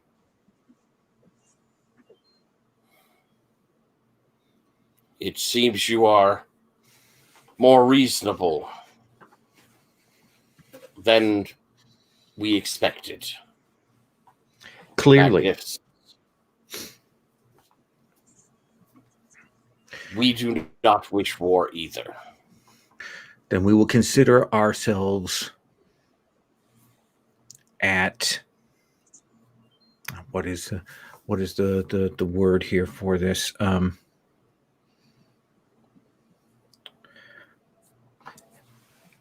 At a truce. A truce. I have given much to you in exchange for your goodwill. We are in agreement with this. There are greater enemies outside, as you have seen. And as soon as we know more, I will make sure that your ambassador to my court, and I gesture to the gentleman who I brought through, is immediately informed. And I say to him, will you come back with me to the homeworld and stand as the person to hear what goes on? I would be proud to do so. Excellent.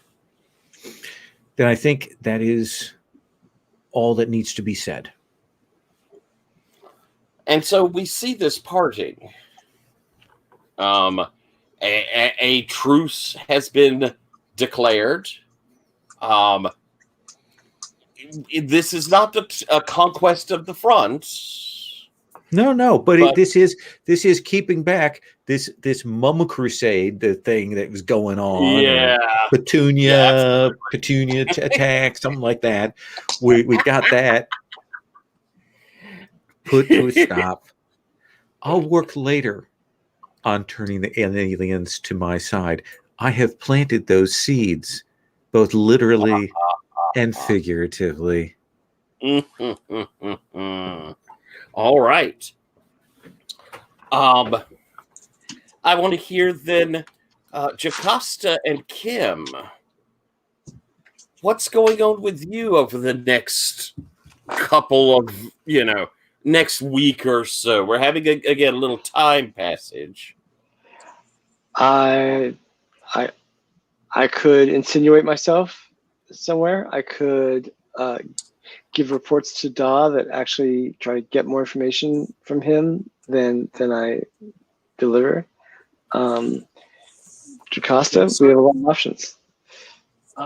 Sort of curious as to whether, you interested in like staying and working on the fastness problem, or do you want to be sent off out from under Jocasta's thumb to go on orders, but potentially to do anything you want?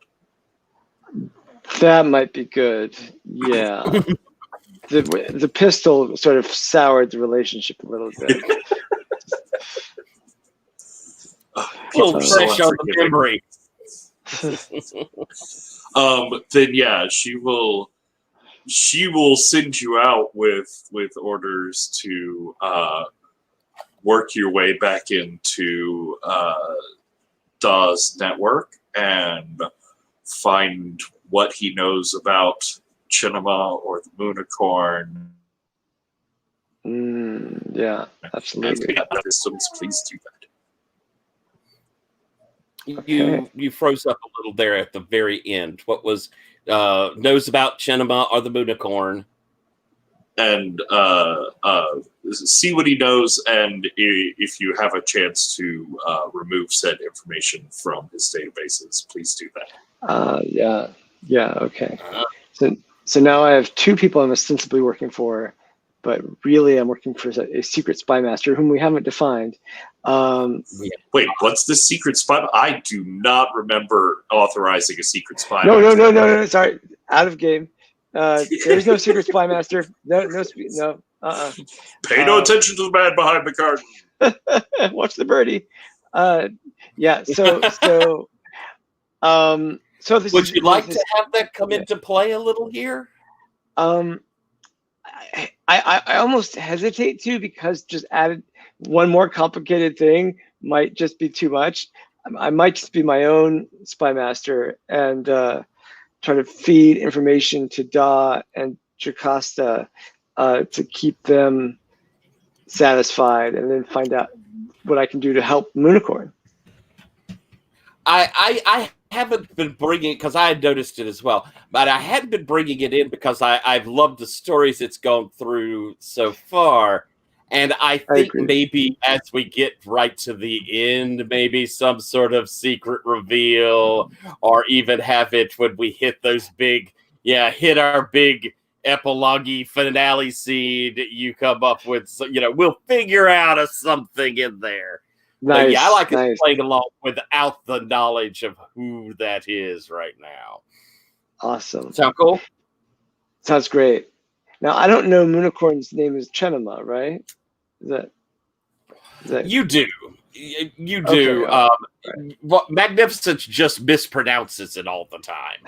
But you're well aware of Chinema as the Moonicorn. You would have known partially because they spent some time in Daw's court. They're friends with Jocasta, so you would be aware of who they are. And of course, you also know Chinema personally because that's your dance partner. Right. They know that I'm Kim. Right. Yeah. Which is awesome. Okay. I'm going to go out there and try to help them. Are you changing your disguise? And you don't have to do it right this second. It's just sort of you have the opportunity. I think I'm going to. I think I'll become the space ghost, but I don't need to take up time for that now. Cool. So you're going back embedding. You are following Jocasta's kind of orders to get back into Daw's network, right? Yes. Yeah. Okay. Yeah, that's where I'm headed. And Jocasta, what are you doing in the meantime? So I think we see scenes of Jocasta, like she's working with fingers. You see her like hooking wires up to the back of Fingers' head, and then you like see the screen in front of them that's like flashing all these information and images as she's trying to get, some more targeted and useful information crammed in there right now. Are you uploading a childhood for Fingers? Oh my god, yes. An That's so idyllic creepy. childhood. Yes, With you, of fingers course, seem to. as the positive influence during it and all that. Mhm. Mm. But yeah, so I think she'll finally like give up and lean into that mother aspect. And fine, you want a childhood? I can be your mother. Show more respect and Can I walk obedience, in on baby. this? Yes, we're gonna have you pop in here as this is going on, but I want. It sounds like you're trying to get some information out of figures here. Is that right, Patrick? What I'm doing is we see scenes of that, and also, damn it, did I freeze again? No, you're fine. Yeah, you're good. See scenes of that, and also Jocasta is building something in one of these labs. It is entirely sci-fi mod.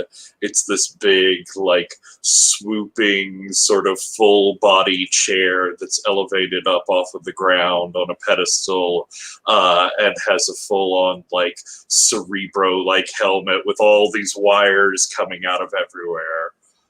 Is it an egg chair? I mean, it's more of a layback sort of one, Oh, but okay. yeah, very much in that style. And I think in between each of these scenes, you just see Jocasta, she's breathing in more and more spice.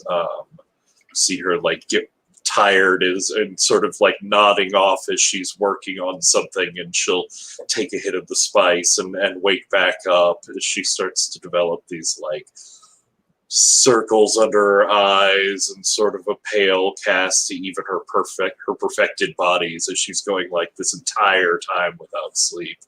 But every time after she breathes out some of the spice, it's along with a whispered name of Chinema, Chinema, Chinema, as she's just calling out into the psychic void for her. All right. Umbry. I think one of the, once you've had a moment, they've tended a little to you. Probably one of the natural things that you would do is you've always had this sort of link with Chinema, right? I mean, it's always felt like you could appear next to Chinema whenever you needed to. But you don't sense them. Yeah, that's what worries me. Like, I can normally at least get some sense of them, but and it is at this moment that faint voice, which you have not really heard much before, for a while, says, "The Moonicorn is no longer on the threads of time." And your mind opens up and you see from the teacher those threads, and Moonicorn is nowhere on the threads of time. I thought she never was. Wasn't that the point teachers of being Moonicorn? The teachers knew of Moonicorn. Oh, okay. The vastness could not read Moonicorn. I see. Okay. Cool. I thought, they both use the threads of time thing, so to give a little thought, the vastness uses data to predict. That was our computers can predict what's going to happen. Moonicorn's outside of their purview. The teachers, though, were the ones like, "Oh, Moonicorn's going to rally everybody, and that's what's going to save us all." Right. Yes. Okay. And it is as though she is no longer in the stream of time. So, what does that mean? How does anyone get outside of time? I do not know, Umbry, but we must find that out. Yeah, Yeah, we do. We need to. We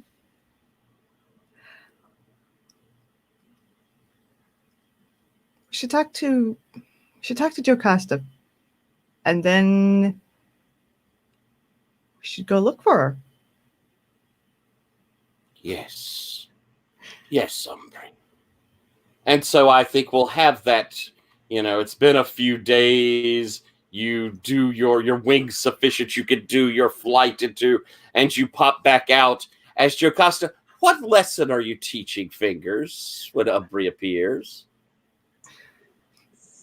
Well, I think it's pretty basic stuff, just general tactical rundown of every, armed ammunition, gun, blaster, laser, sort of, field stripping, remaking. That's, just normal stuff.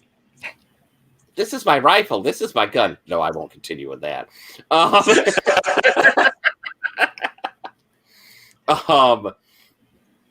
But you arrive as you see this replicant look. Yes, Mother Jocasta, I understand. Cleaning is important for all weaponry. Exactly. We want to make sure our toys last for the long haul. Mother Jocasta, who is this person? She turns quickly, and you get it's not the full, but you get a couple of snake hairs that do the little hiss as she's starting. Umbry. Are you sure you want to teach Fingers? Fingers? I'm Fingers. About weapons. That seems well, they seem very different from. Well, I'm trying Either to teach way, civilization, are you sure which they want to teach them about weapons.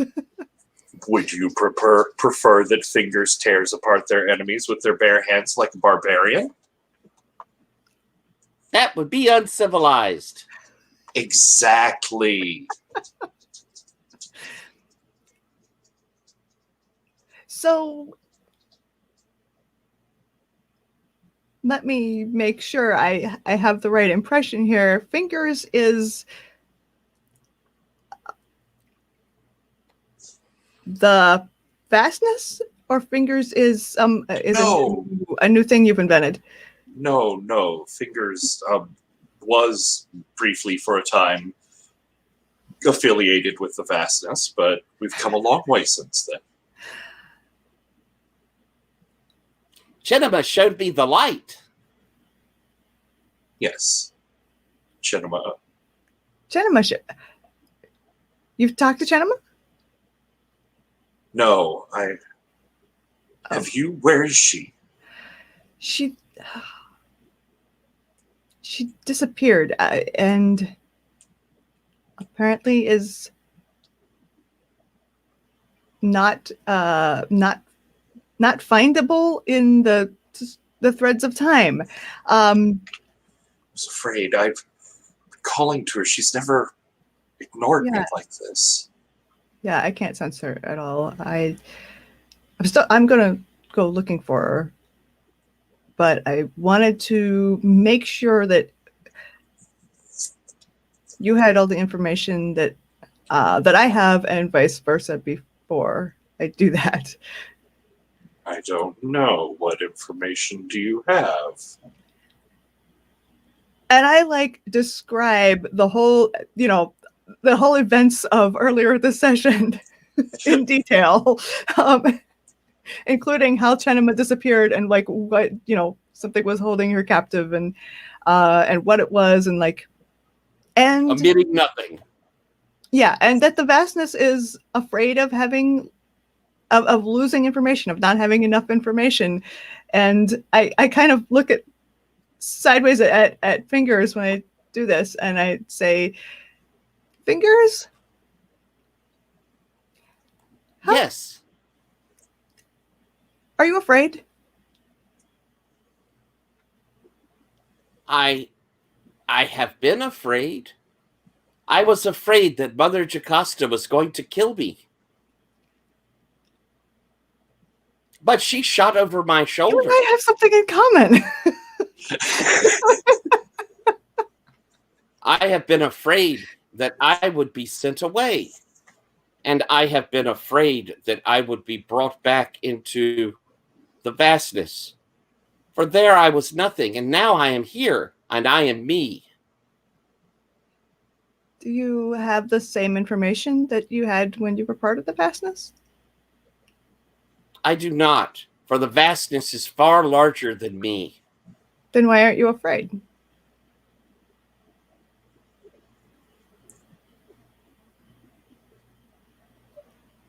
I do not understand. Afraid of... Well, when the vastness was tearing into my mind, it was extremely unpleasant. I would not recommend it, but I got a little glimpse of its mind, and it is afraid of not having enough information. Not knowing things, not being able to predict things makes it vulnerable. But you seem to be fine with that. That is not something to be afraid of, because learning something new is glorious. Creating something I have not seen is glorious.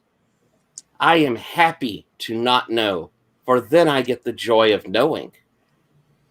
You do sound like Jenema. She is the light.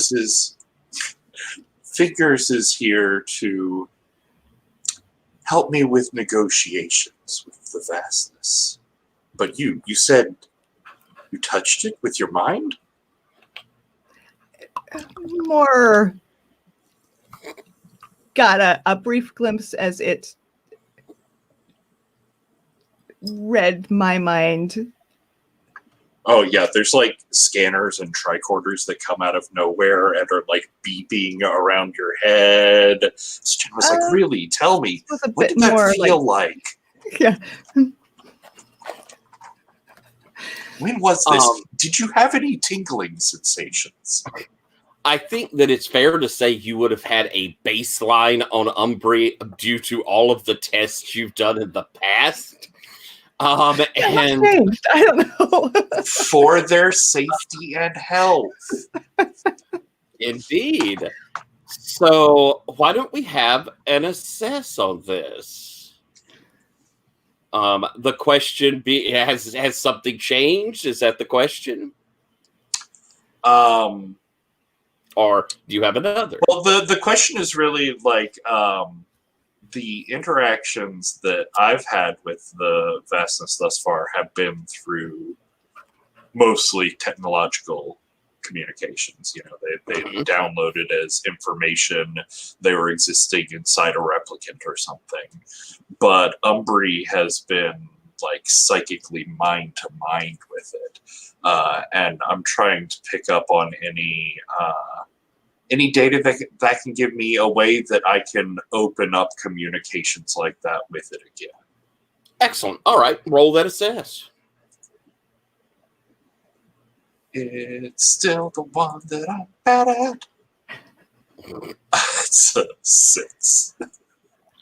Umbri, Can I would you help? like to help? Please. I will regret it, I'm sure, but I think it would be more dramatic if we got some information here. Okay, fine. There it is.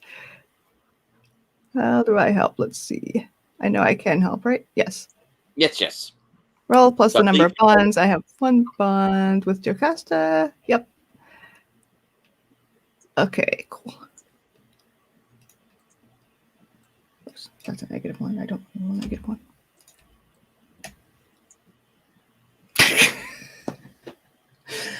Nope. Oh, well. 5. Let's see what happens to me on a 5 when I help someone. I think Oh, you I get only brought caused trouble for myself. Okay. Okay. And again, right. on the SS, I get interesting information, but complications. All right. For your question, the reason that they were able to do this much more direct assault on Umbri is because Umbri was in the Maelstrom with them. Mm. That is very much a place of their power. They were able to sort of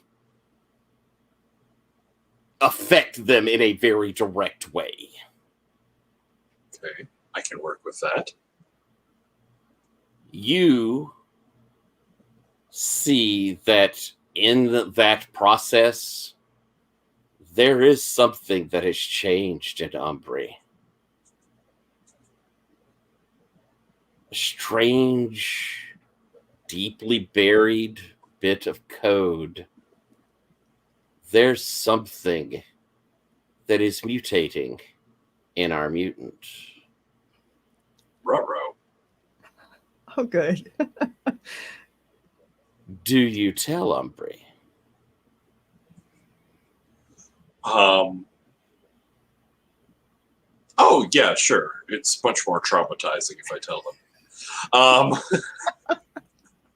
So turn around screens and bring up the scans, and you see this is a comparison to your baseline scans, and you can see how this energy signature in here is replicating and seems to be altering other patterns around it with no clear plan or order to any of it so far. Oh. And with all of your technology, I've hit your hard move. I'm going to hit Umbri's now.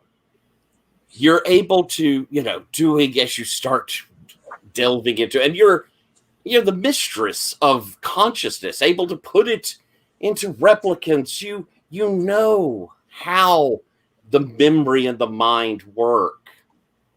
And this seed, this strangeness, has taken up residence in Umbri's memory of Chinema. The vastness knows Moonicorn.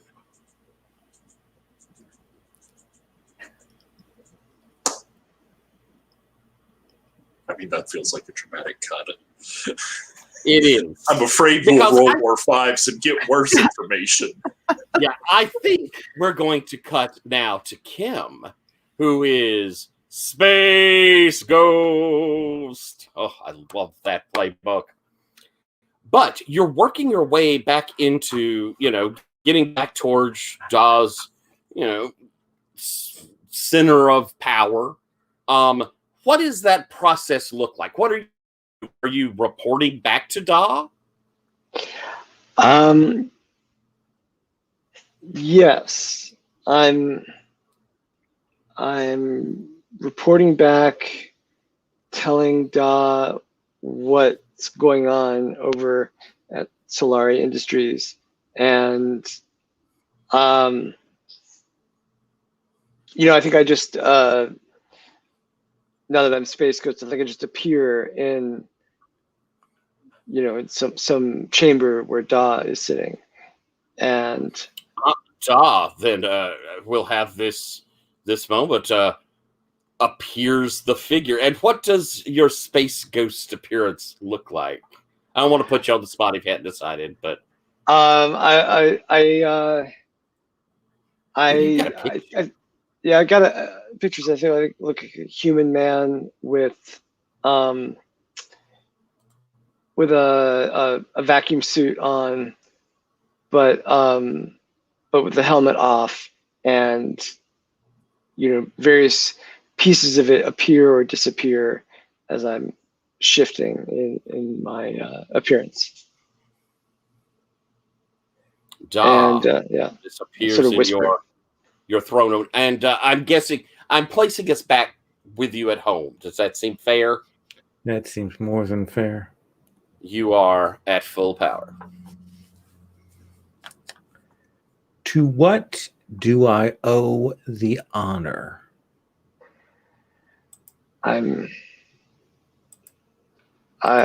just come to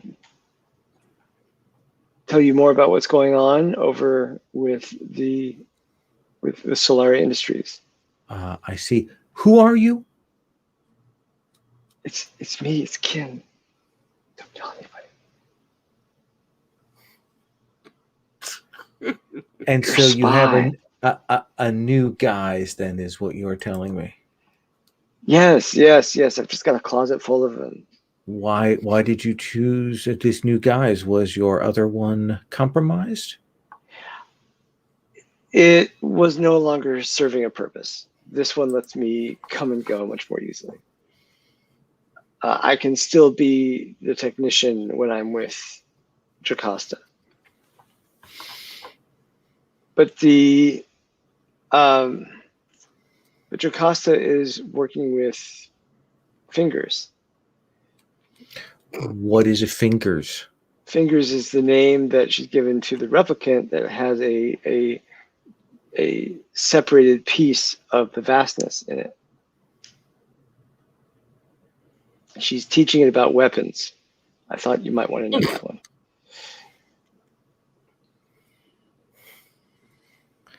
Thank you. I appreciate you bringing this information to me. That she was building up arms. That's very interesting. Arms with hands with fingers on them. But yes, it's not clear to me yet exactly what her goal is with training fingers to be aggressive, but it can't be good. We were attacked on the planet that I went to meet with the people. Oh, that's Give terrible. him the pertinent details. Oh. You may continue to look into the matters with Jocasta to keep things on, but I wish you to look into exactly who is behind those people. What is their master that speaks to them? Is it the vastness? Or is it something else? Who's Or behind the chrysanthemum banner? No. Behind the one that those attacked people. both us and the chrysanthemum banner. I'll get to the bottom of it. That would be good. And so, Kim, you leave? I flit out. Yep. As you flit out, magnificence. Yes. You're there. Are you in a private chamber? Are you there with at the great map room? Where are you? I assume the throne room where we finished up. Probably there are just a few of the courtiers there at that point. The diplomat. We're trying to still get things settled in. As you're, it's reached the end of the day. People are dismissed. You stand and they make their, goodbyes. It seems as though things are going well with these negotiations with the species. The chrysanthemum banner seems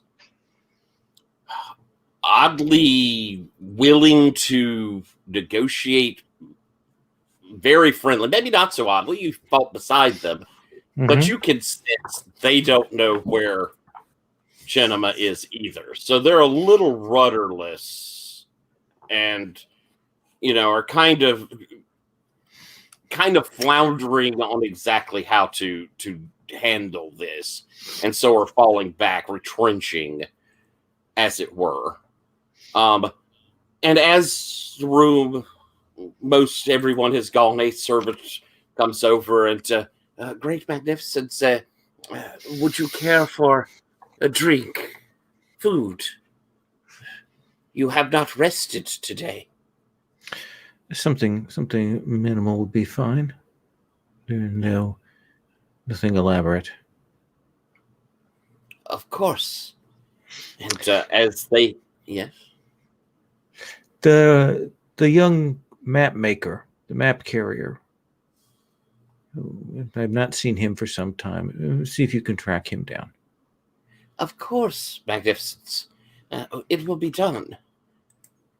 And as they back out, the room is yours. Of course, there's the screens. It's, I have this feeling like information is there in the throne room. It's, the throne itself is so connected to the people that there's always the ability to look and have information. When one of your screens changes to something you haven't seen in a long time, what was the worst moment you and your father ever had?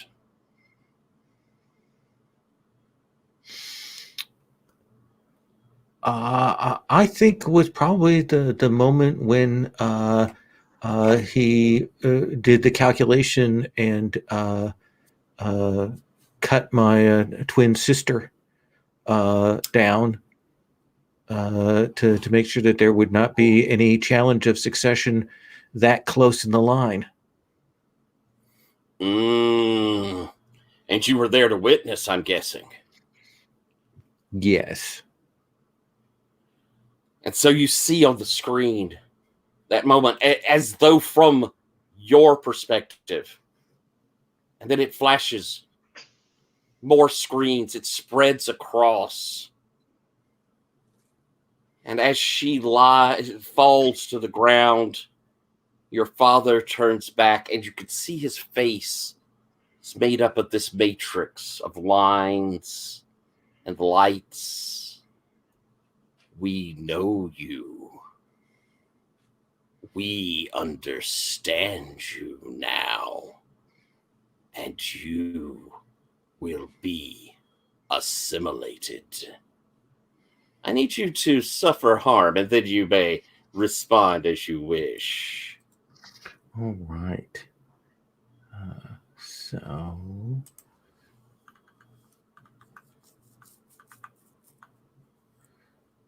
Okay, let me roll with that. Okay, of course I've done that once again.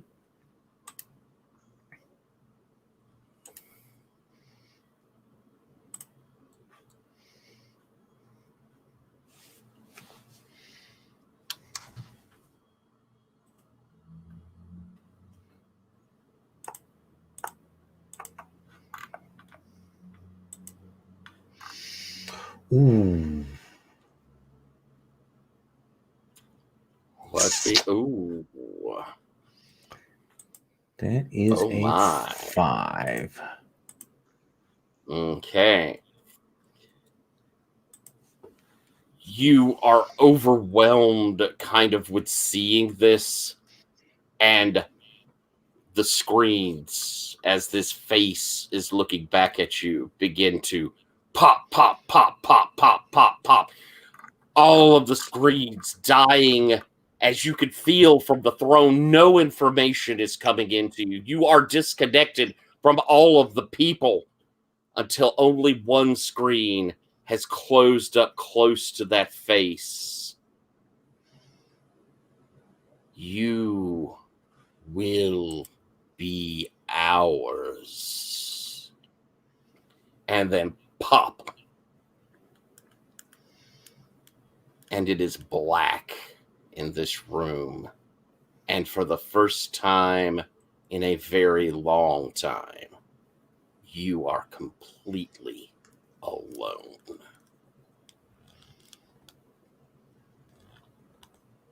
On a planet circling a long, dying star, we find Chinema.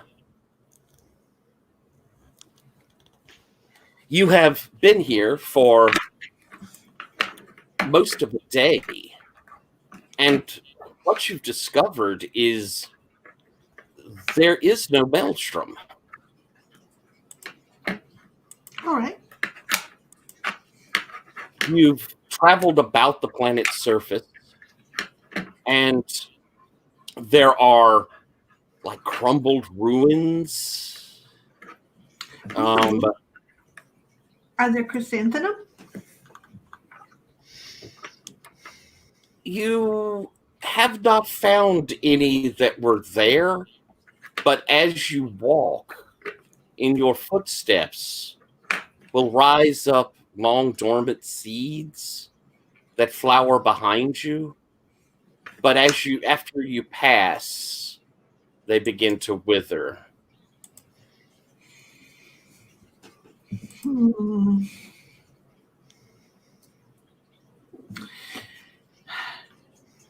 Think she'll look back out at the stars and she'll pull back the one thing she was carrying when she came out here, and that's the map of the stars of the galaxy, the ones with the chrysanthemums. And she'll sort of pull it up with the little viewer that she has. And you'll see her hold it up to the sky, and she starts turning it like she's orienting it. I think that you, doing this, you manage to find the spot, where these would all align. This is the throne planet of the Empire.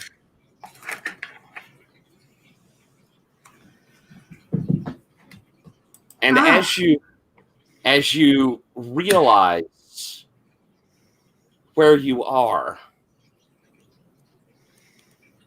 you hear a sound from the distance moving closer.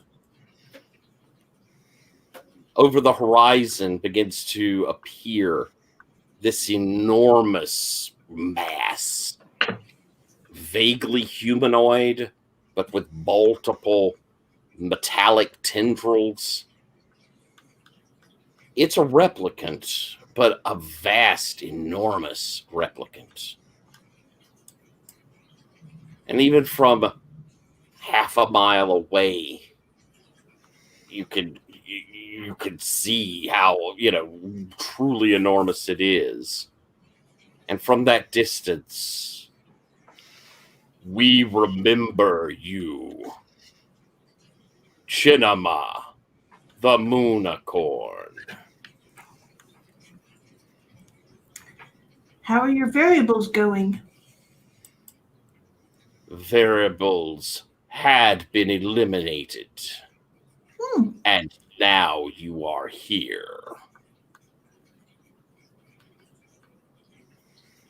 Oh, well, so you have something to do now.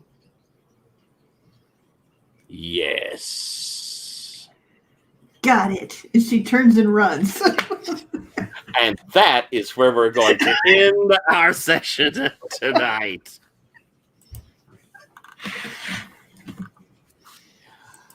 I hope that was enjoyable. I would like, if we could, to do a quick round of stars and wishes.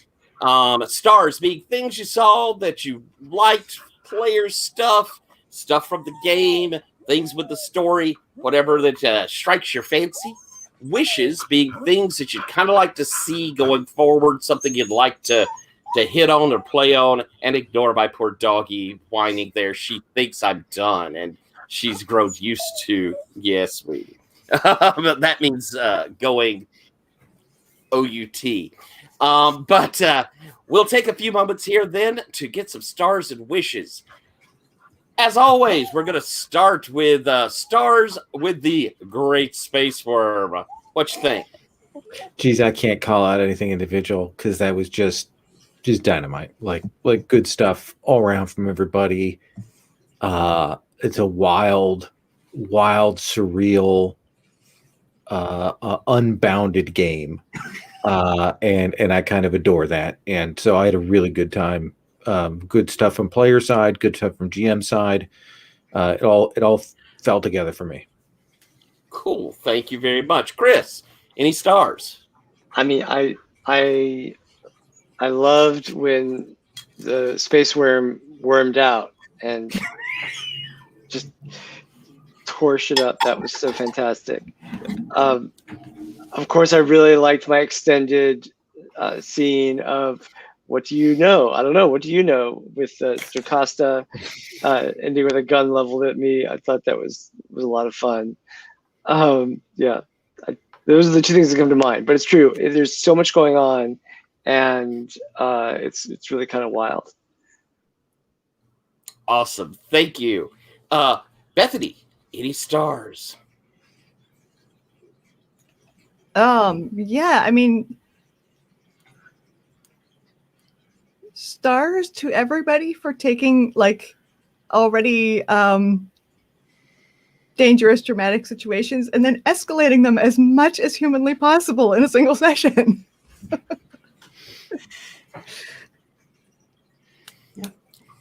Awesome. Thank you very much. Patrick, any stars? I also really enjoyed the scenes with Kim and not Kim and the various not Kims. It was great, like spy secret stuff. I really enjoyed the interactions with Fingers in there, and I love that you've chosen to go Space Ghost. I think that's another great playbook, and it's a perfect turn for the spy that's just going to keep spying on everyone to everyone. I also really love the big space worm dragging out, especially the like taunting yourself to save the poor little humans from space. It was a great moment. I'm really having fun with this. This is all amazing and twisted, and it's just nonsense that keeps getting better. Thank you. And Sherry, any stars? I love this. This was the most fun being optimistic in the face of disaster. There was so much disaster that it was tapping into veins of optimism I didn't know I would have to rely on. So that was excellent.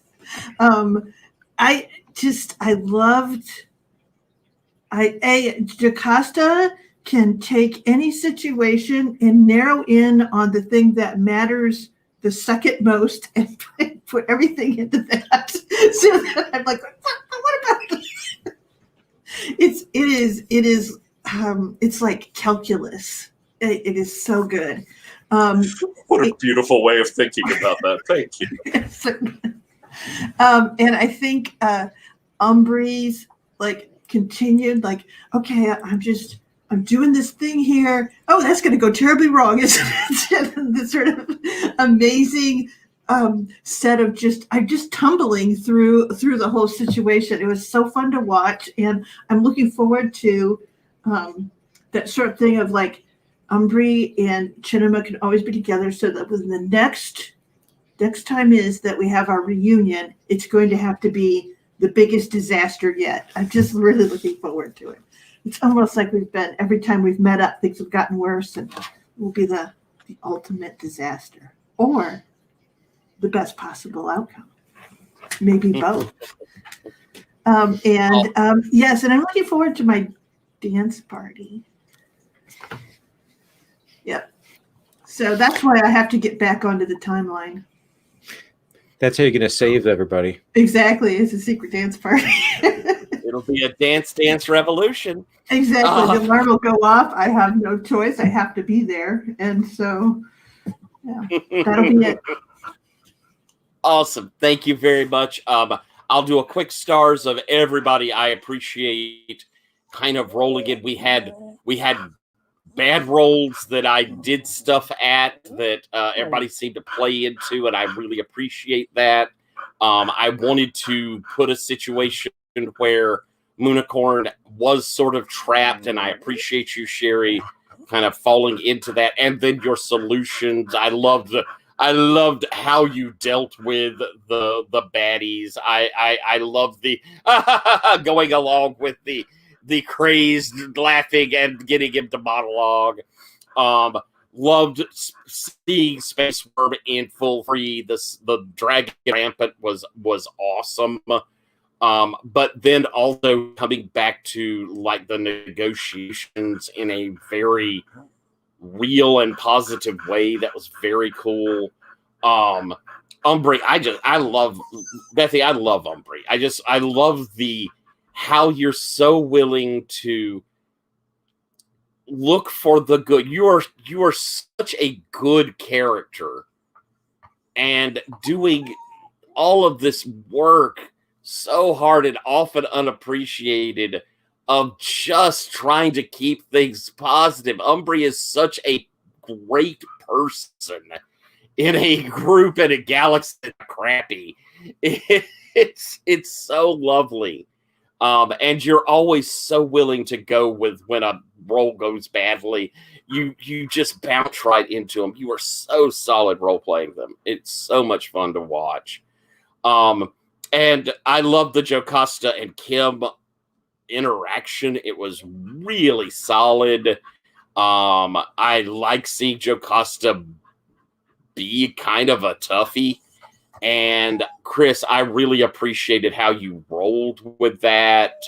I love the clean, I'm the spy. And then, that sort of thing of, I just got to get away from her and then I can do whatever I want. Going back to Da, I thought that was really nice. Super cool. So we're going to go back around the other way for wishes. And so will Moonicorn give first wish? Oh, my wish was the dance party. Definitely going to do a dance party soon. So that Awesome. is definitely it. I will make sure that's going to happen. Patrick, any wishes? I am looking forward to unsanctioned and ill thought out super science with Moonicorn and the vastness of the psychic maelstrom. That all sounds super fun. And I'm also looking forward to having some fallout with Da and seeing how that goes now that we've had bad information shared both ways. It'll be exciting. Awesome. Bethany, wishes? Yeah, I'm looking forward to whatever happens when I go searching for Moonicorn, seeing as how I can only travel through space that time. So that's going to end well. And also, getting a chance to interact with Kim in whatever guise would also be fun. Mm-hmm. I will try to make sure we have that happen because I think that's important. And I anticipate that being a big part of finding Moonicorn. Chris, wishes? Yeah, I'm also looking forward to interacting with Umbry. I think it would be great. And getting to the bottom of these people who are trying to bring the vastness in to suck everything out of Moonicorn.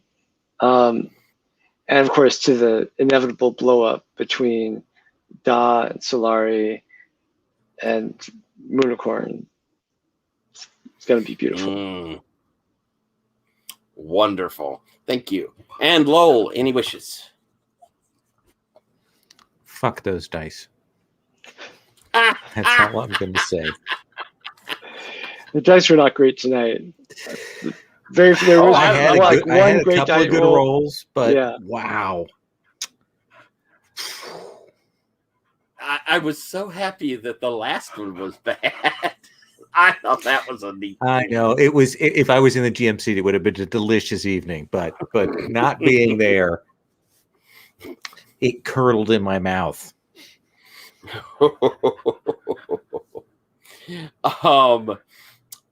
My wishes is I hope I can pull this in together and make us have a good.